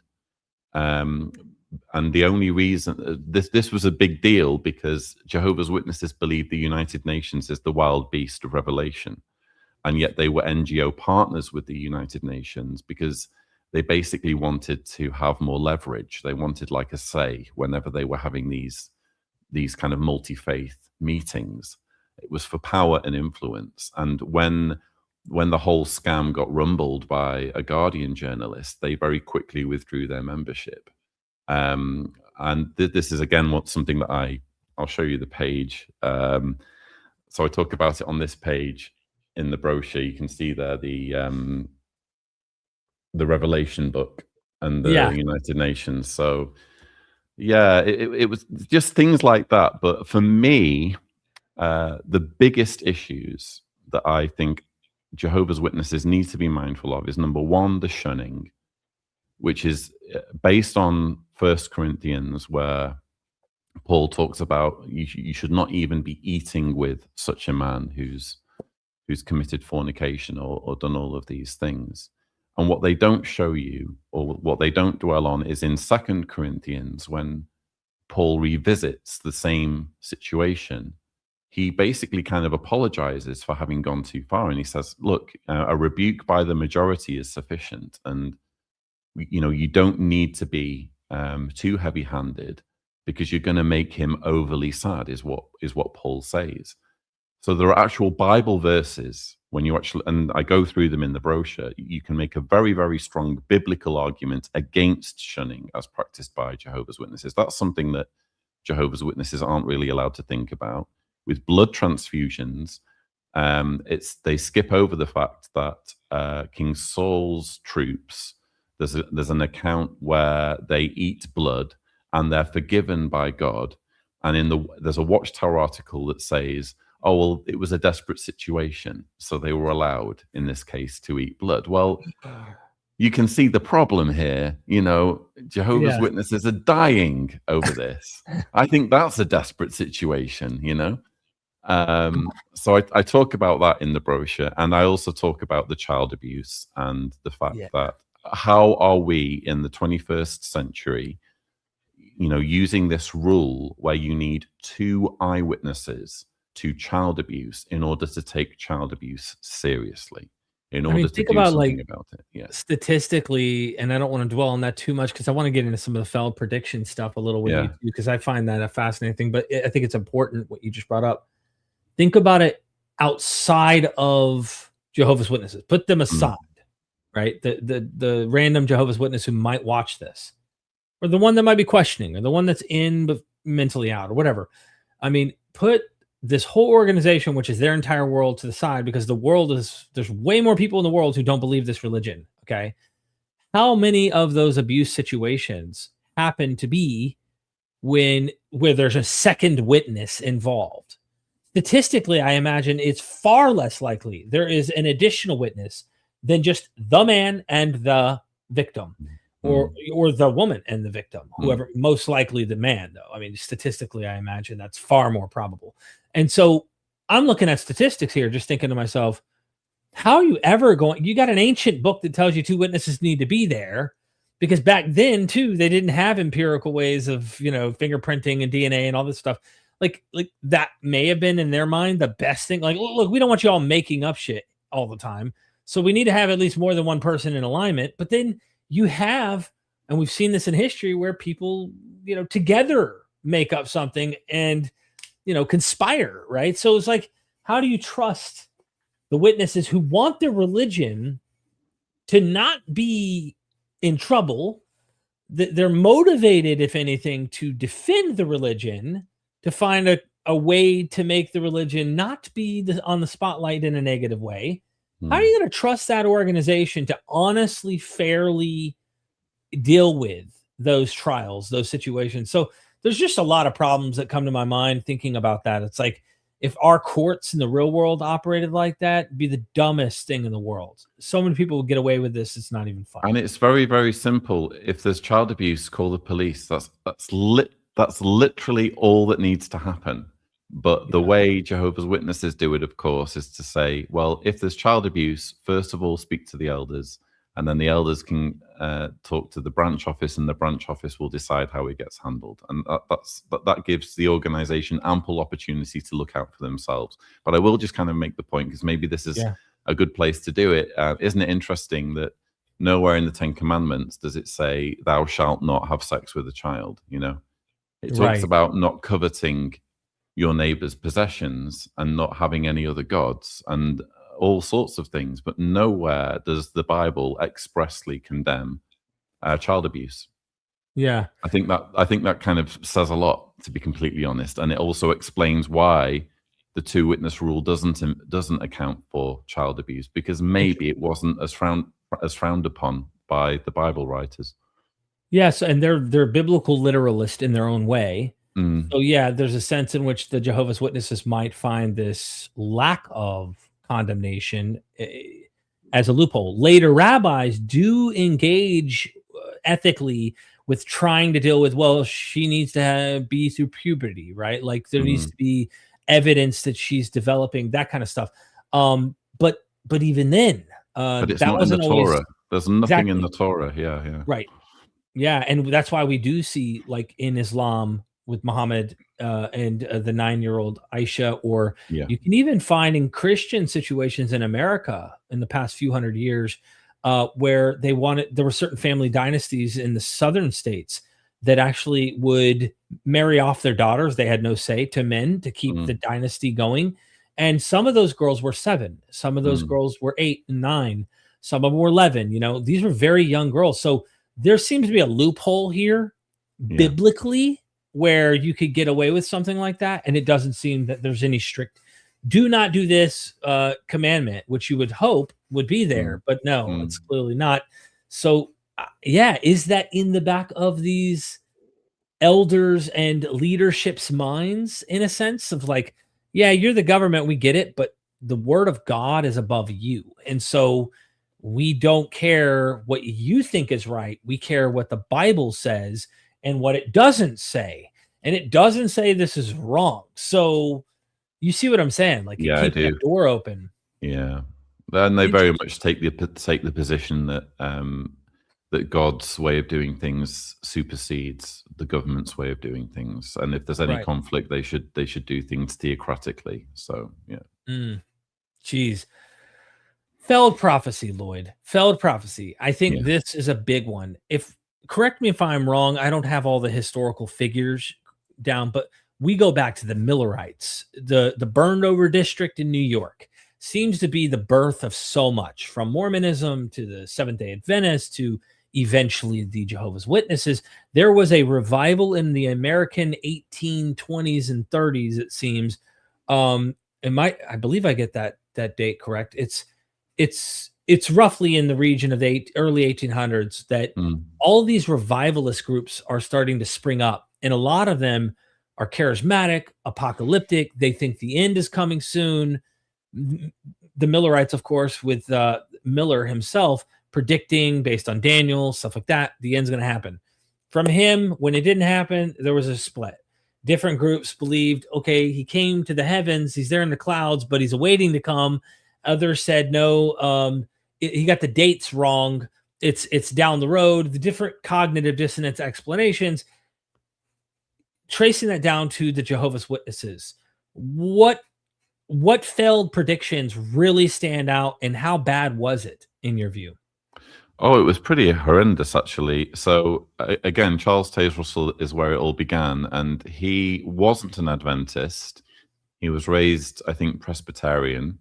And then he describes going through a period of atheism, or he called it heresy. He dabbled with that for a brief while, and then he came back to believing in God. But he was, even though he didn't identify as an Adventist, he was very much influenced by Adventist writers, and in particular, he had a collaborator, Nelson Barber, who was very much an Adventist, or was associated with the Adventists at some point, and a follower of William Miller. And Charles Taze Russell essentially had a split with Nelson Barber. They disagreed on a few doctrinal issues, but he basically copy pasted Nelson Barber's own interpretation of, again, this 2,520 year time of the Gentiles from Daniel chapter 4, which they believed was an interruption in God's rulership over the world. They believe, to begin with, and this is interesting, they said, Babylon was destroyed in 606 BCE. If we count back from 1914, 2,520 years. But then they realized that there was no year zero, so they had to adjust their calculations. And because they wanted to keep 1914, they changed the date to 607 BCE. So they reverse engineered the date to fit with the date that they needed to stick with. But anyway, Charles Taze Russell was very emphatic in saying that 1914 would be the absolute limit by which time Armageddon would come. And of course, that never happened. He ended up dying on October 31st, 1916. So he ended up dying only less than a couple of years, or a couple of years afterwards. He was obviously questioned quite a lot about 1914, but he was at least able to point to a huge eruption of war in Europe and say, well, something's happening, you know. Completely out. I'm not completely out with my predictions. And interestingly, to this day, Charles Taze Russell is still followed and admired by a very hardcore group of not Jehovah's Witnesses, but Bible students. They call themselves Bible students. But he also incorporated, it was crazy, pyramidology. I don't know how much you've explored that on the channel. No. But there was this whole school of thought that the Great Pyramid of Giza had some elaborate system whereby if you measured the internal chambers, they all corresponded to periods of time in Bible prophecy. And so I'm not joking. So Russell published this series of books called Studies in the Scriptures, which to begin with was called Millennial Dawn. And in the very first edition is called The Divine Plan of the Ages. And when you, as I have it in my collection, when you open the first page, you pull out this kind of big, long chart.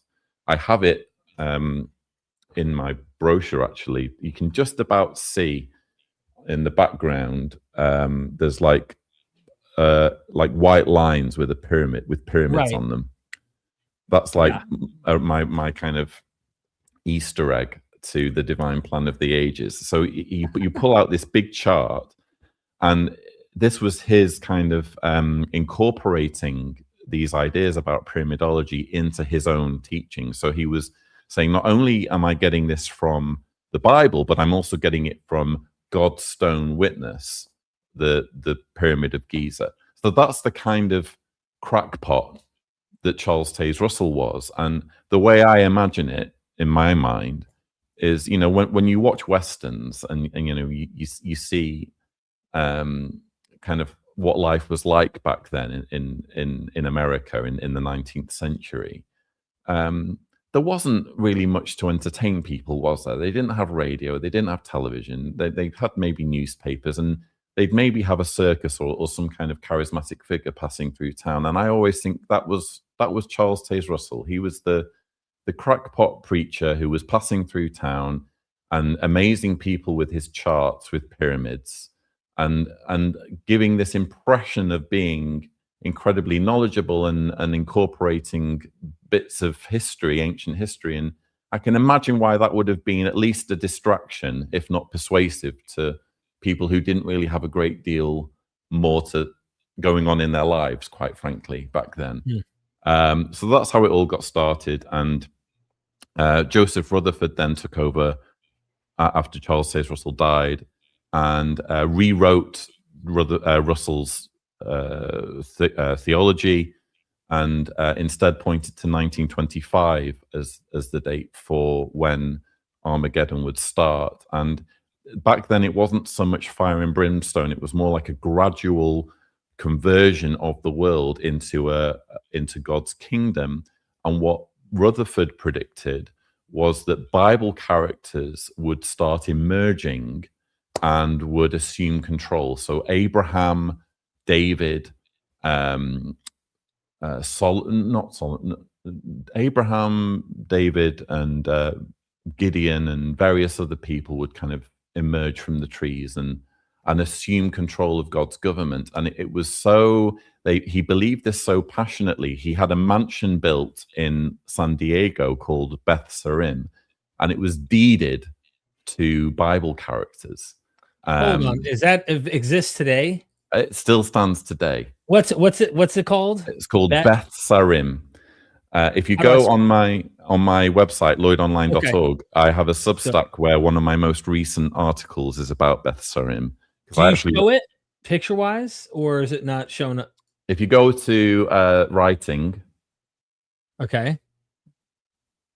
So you should say there, Beth Sarim, the California, that's it, mansion for.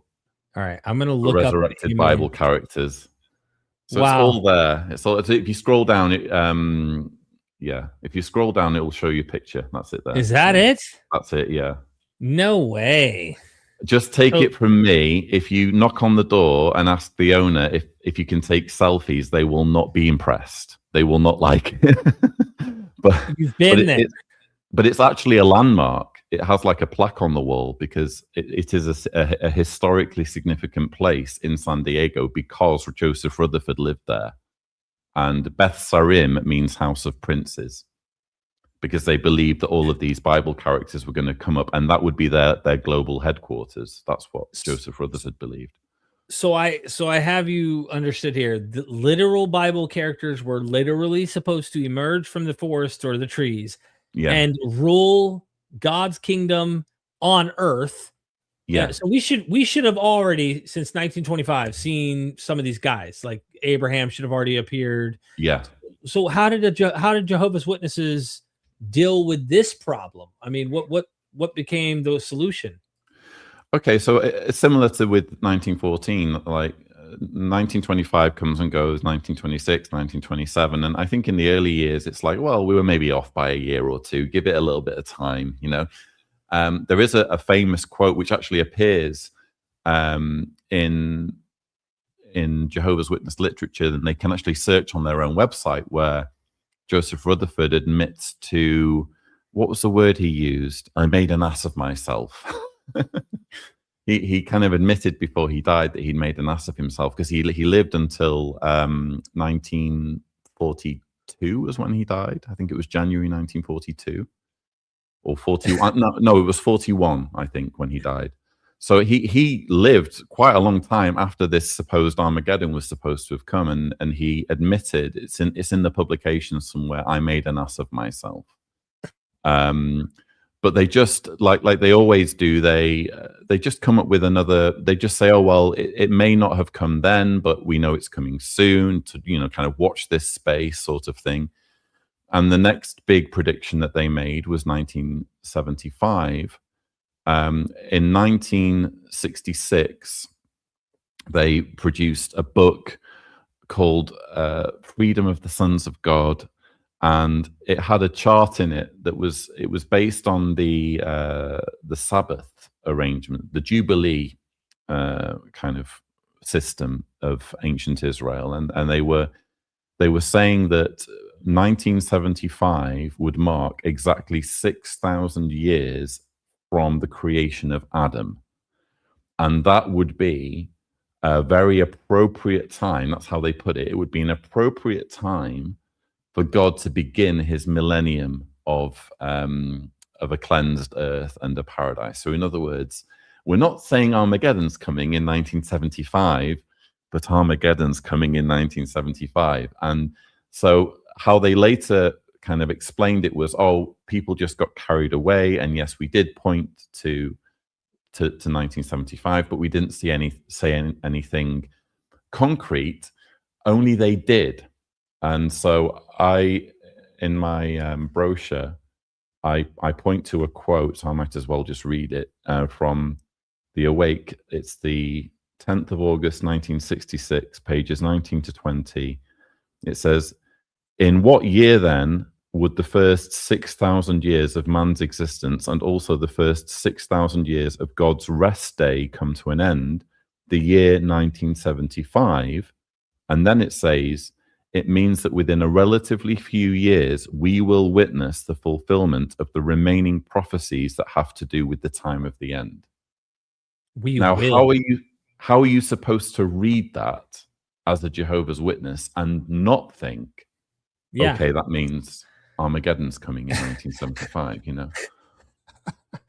So, oh man. And there were video footage. I think there's some like really revivalistic kind of, you can see some really worked up Jehovah's Witnesses who were really excited about this at the time.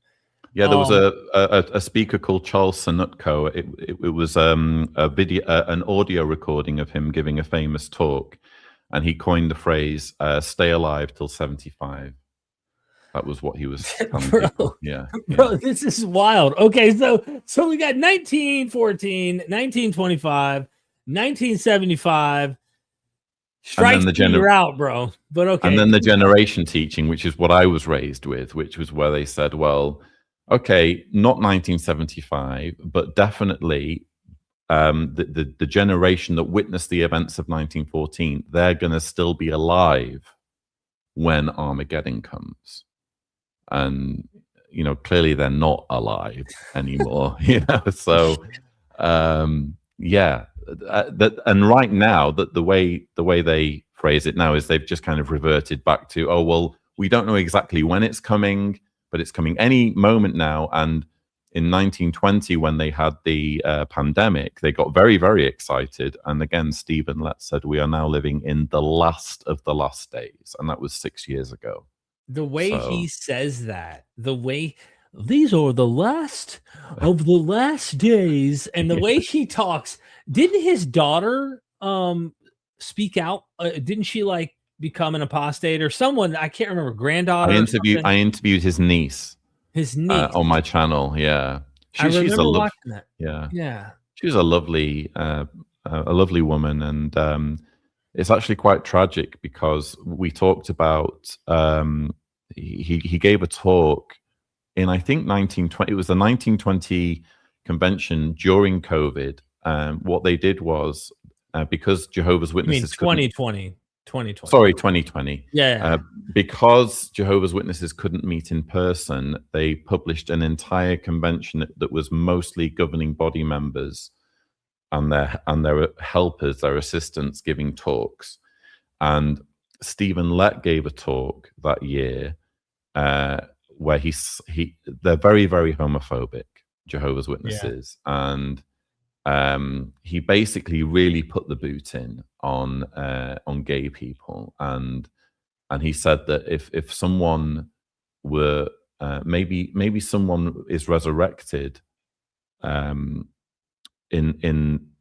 paradise and they're gay, they would have only they would have maybe a period of time to basically stop being gay, or they would basically be killed, is more or less paraphrasing what he said. And the reason why this was so hurtful to his niece was because his niece knew that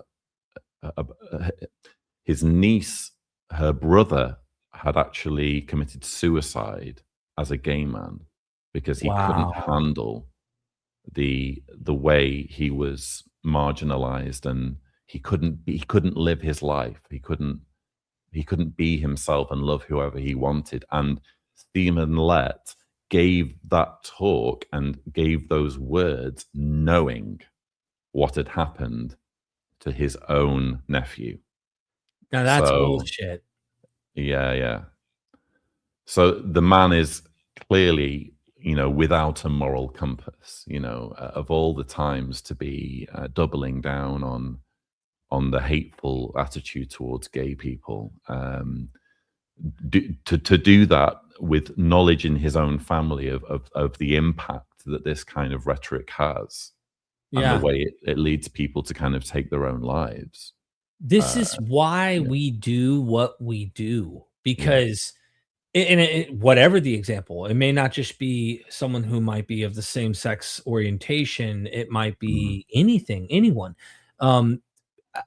this is what drives me, because beliefs, the dogmas and this kind of crap really do make people believe in horrific ideas that if you took those away and they were able to then really go, oh man, if I didn't have a book say, man should not lie down with man, and of course their interpretation is that is abomination and they should be put to death, right, by an ancient Bronze Age, Iron Age idea. Like, all of that shit goes out the window. You're no longer spewing ancient rhetoric that does not seem to benefit humanity. It's one of the reasons we do what we do. It's one of the they've reasons made cartoons, by the way, about home, the stance on gay people. They have their own kind of Pixar style series, Caleb and Sophia, where they, it's all aimed at indoctrinating children. And one of the episodes deals with gay people, and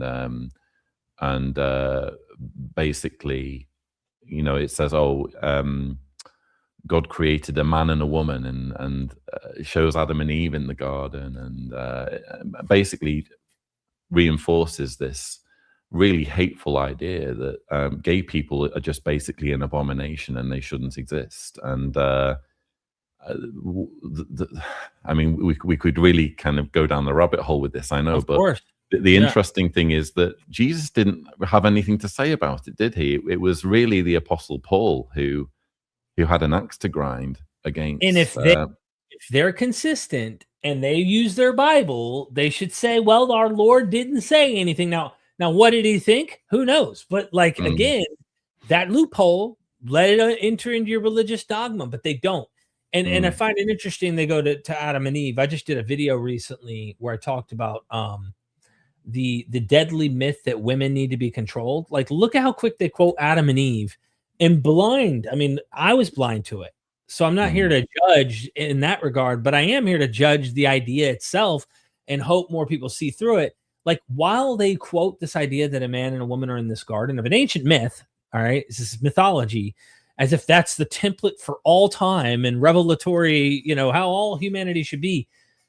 In that story, who's to blame mainly? The woman. And you see this later in Christian dogma.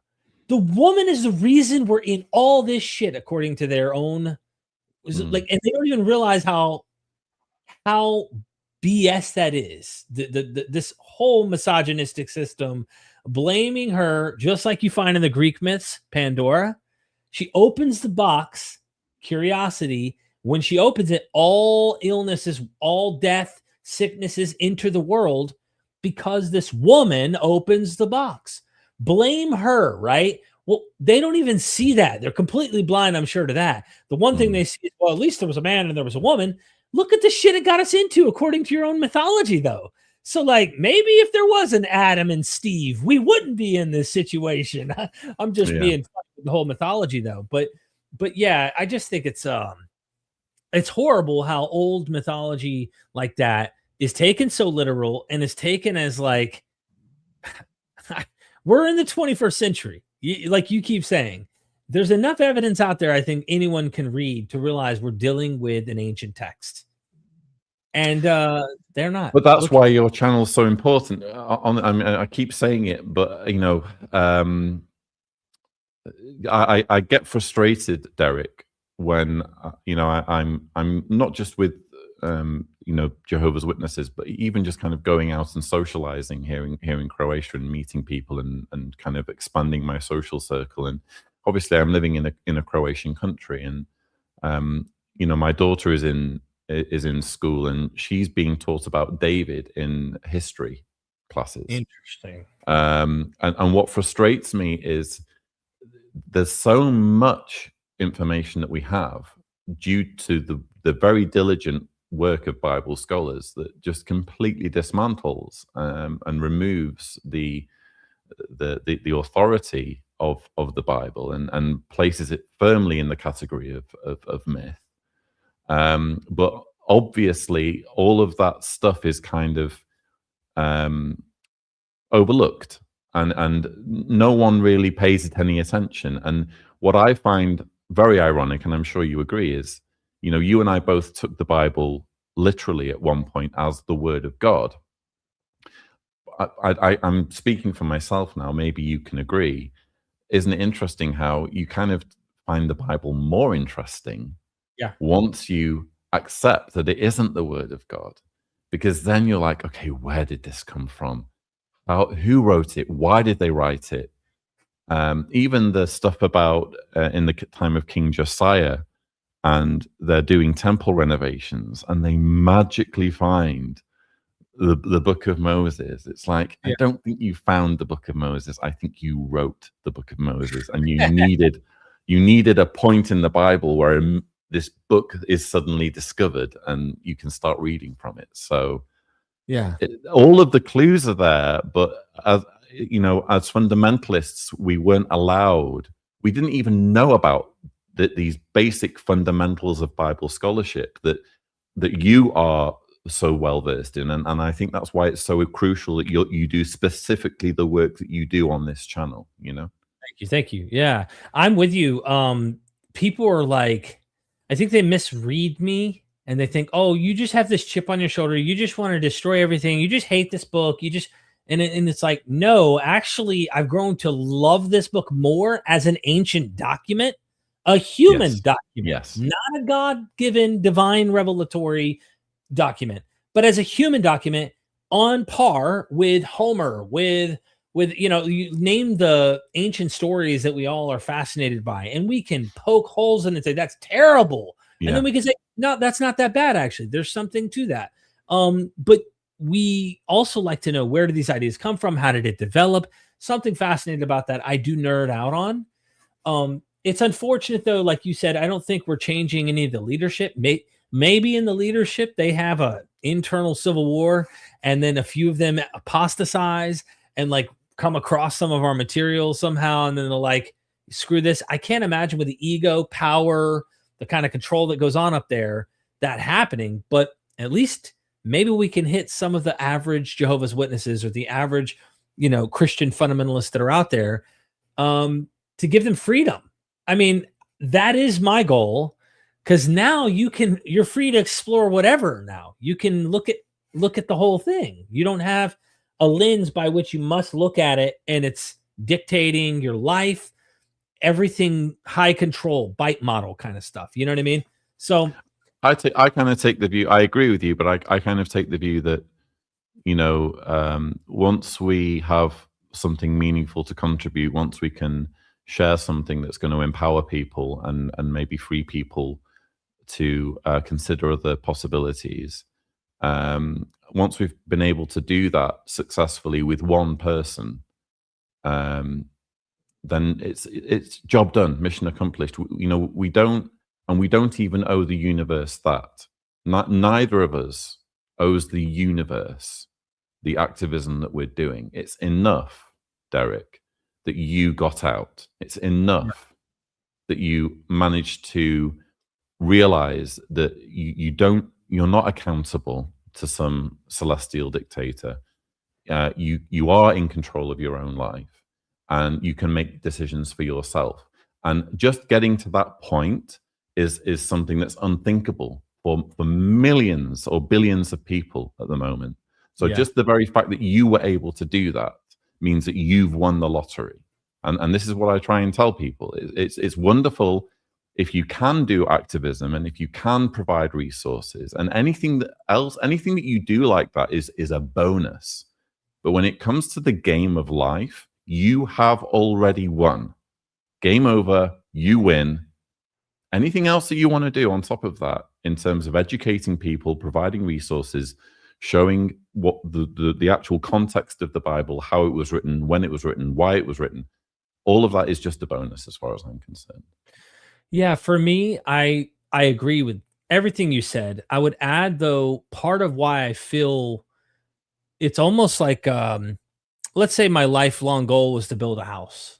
I'm like, hey, I got a lifelong goal. Like, this is so important that I build a house. Cool. I spent 20 years. It's hard. I went through moments where had to file for bankruptcy. I had to go spend time in the woods chopping down trees and getting the wood all right. And I found the nails and all that. Finally built the house. Cool. Life accomplished. But I want that house to have people to live in it with me too. So to me, I look at this as like a house. And I want it to be a house of diversity. I want this to be a house of freedom. I want this to be a house of people from all directions, even their beliefs. That's why I add that. Many atheists will look at that and go, no. You got to not believe in gods and be in my camp. And I'm not drawing that line. I do not have that kind of line drawn in my life because I cannot know. You could be agnostic. You could be a theist. You can be an atheist. The thing is dogmas that come along with these beliefs that are harmful for individuals. And for me, I want that house to encompass many people, a big plethora of things. And the reason why you go, but why the people? Why do you need the house to have people? Is because I don't want to be alone in that project. I get satisfaction by helping my neighbor, by giving to the guy who I know is homeless, who's panhandling for a few bucks to get a burger from Burger King or from, just something to eat.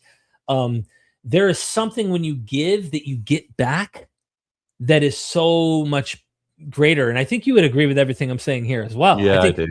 Yeah. We have accomplished. Yeah, we built the house, dude. But where's the furniture and where's the fellowship, right? And so there is something about the fellowship and what we had in religions that I think we need to continue having outside of them, because religions don't have a monopoly on this. Okay. No. We are human and we need that human connection and we need the humans around us.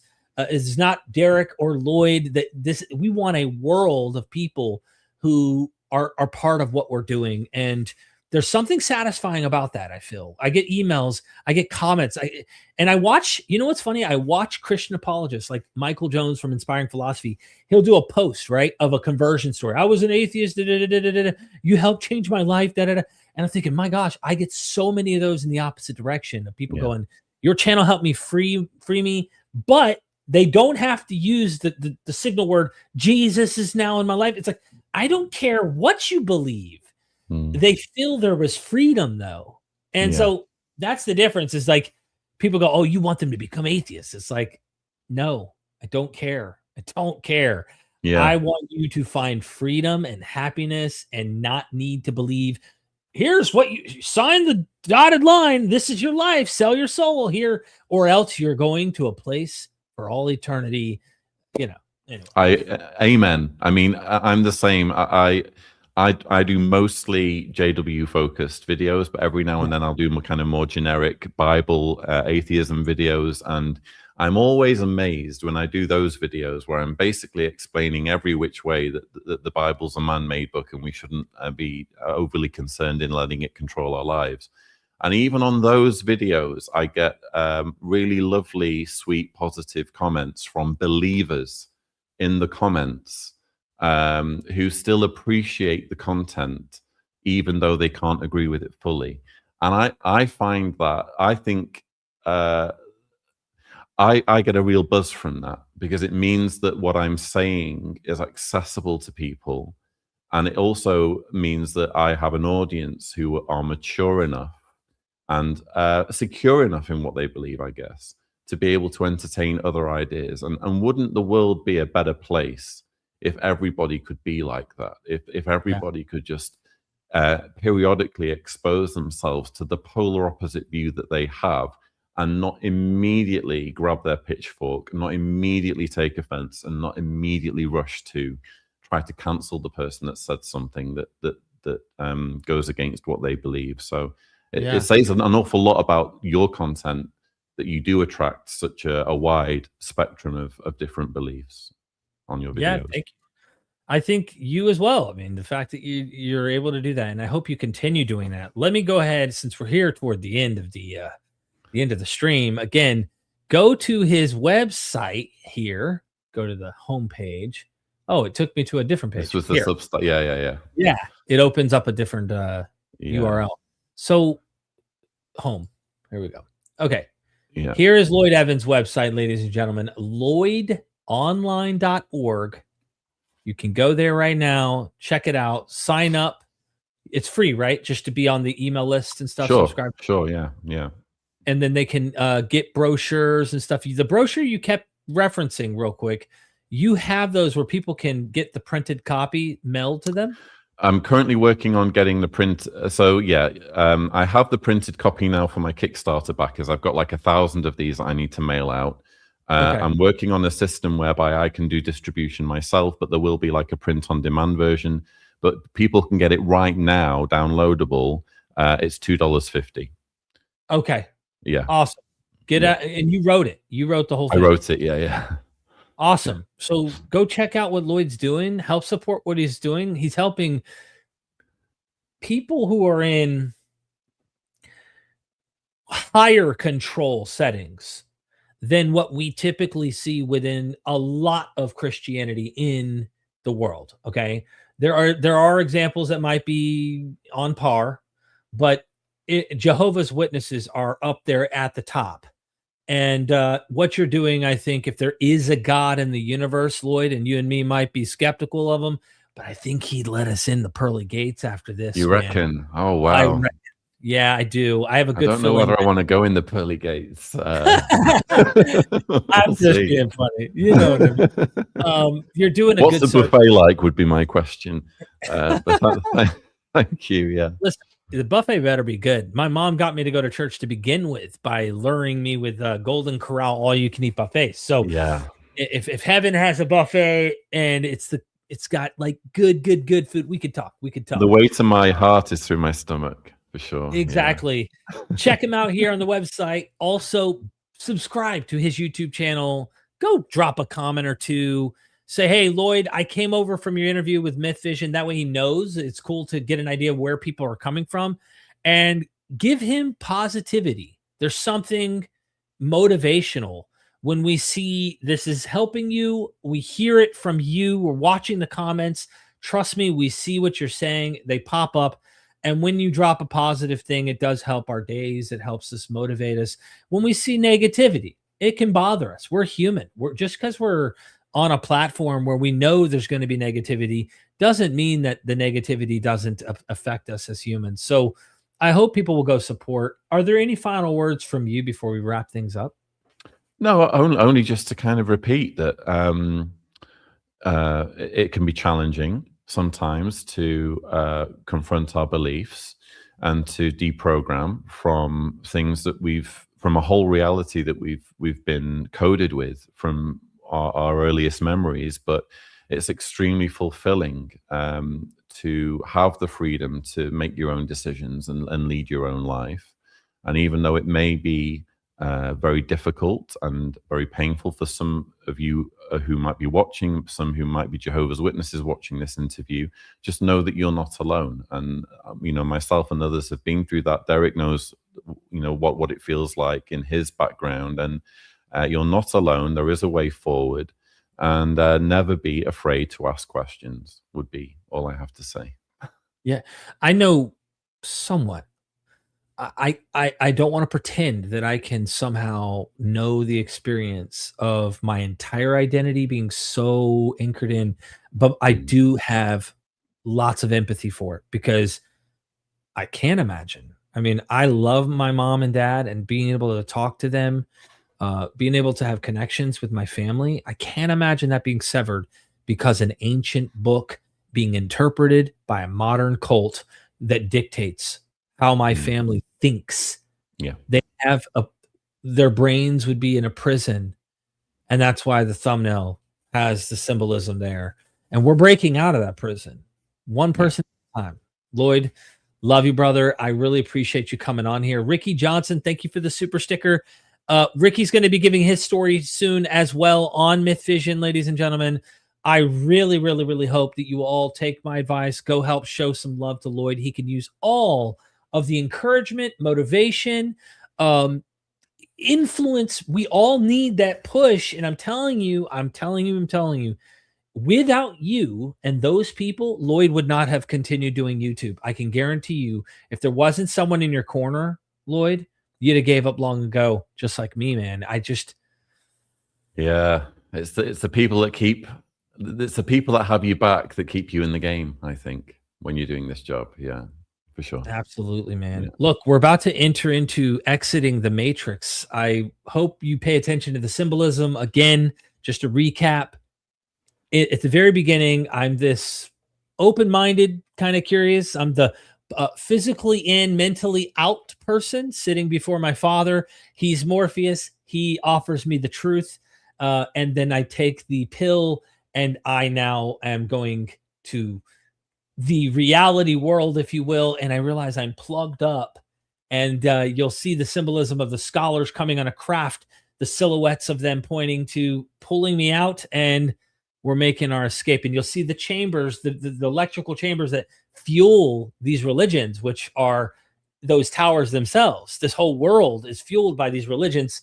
And I'm saying, let's free these people. So, all right. I will be watching it like a hawk now that you've explained it. Pay attention. This was a really well detailed cartoon outro that was created by a Christian friend of mine. I even told him what to put the crosses in there. I'm putting some blame on some of these religious systems, and he was happy to do it for me, Jonathan Sheffield. So here we go. Love y'all. Never forget, we are Myth Vision. Son, do you want to know what the truth is? After this, there's no turning back. You take the blue pill and you wake up in your bed and believe whatever you want to. You take the red pill and you stay in Wonderland, and I show you just how deep the rabbit hole goes. Remember, all I'm offering is the truth, nothing more.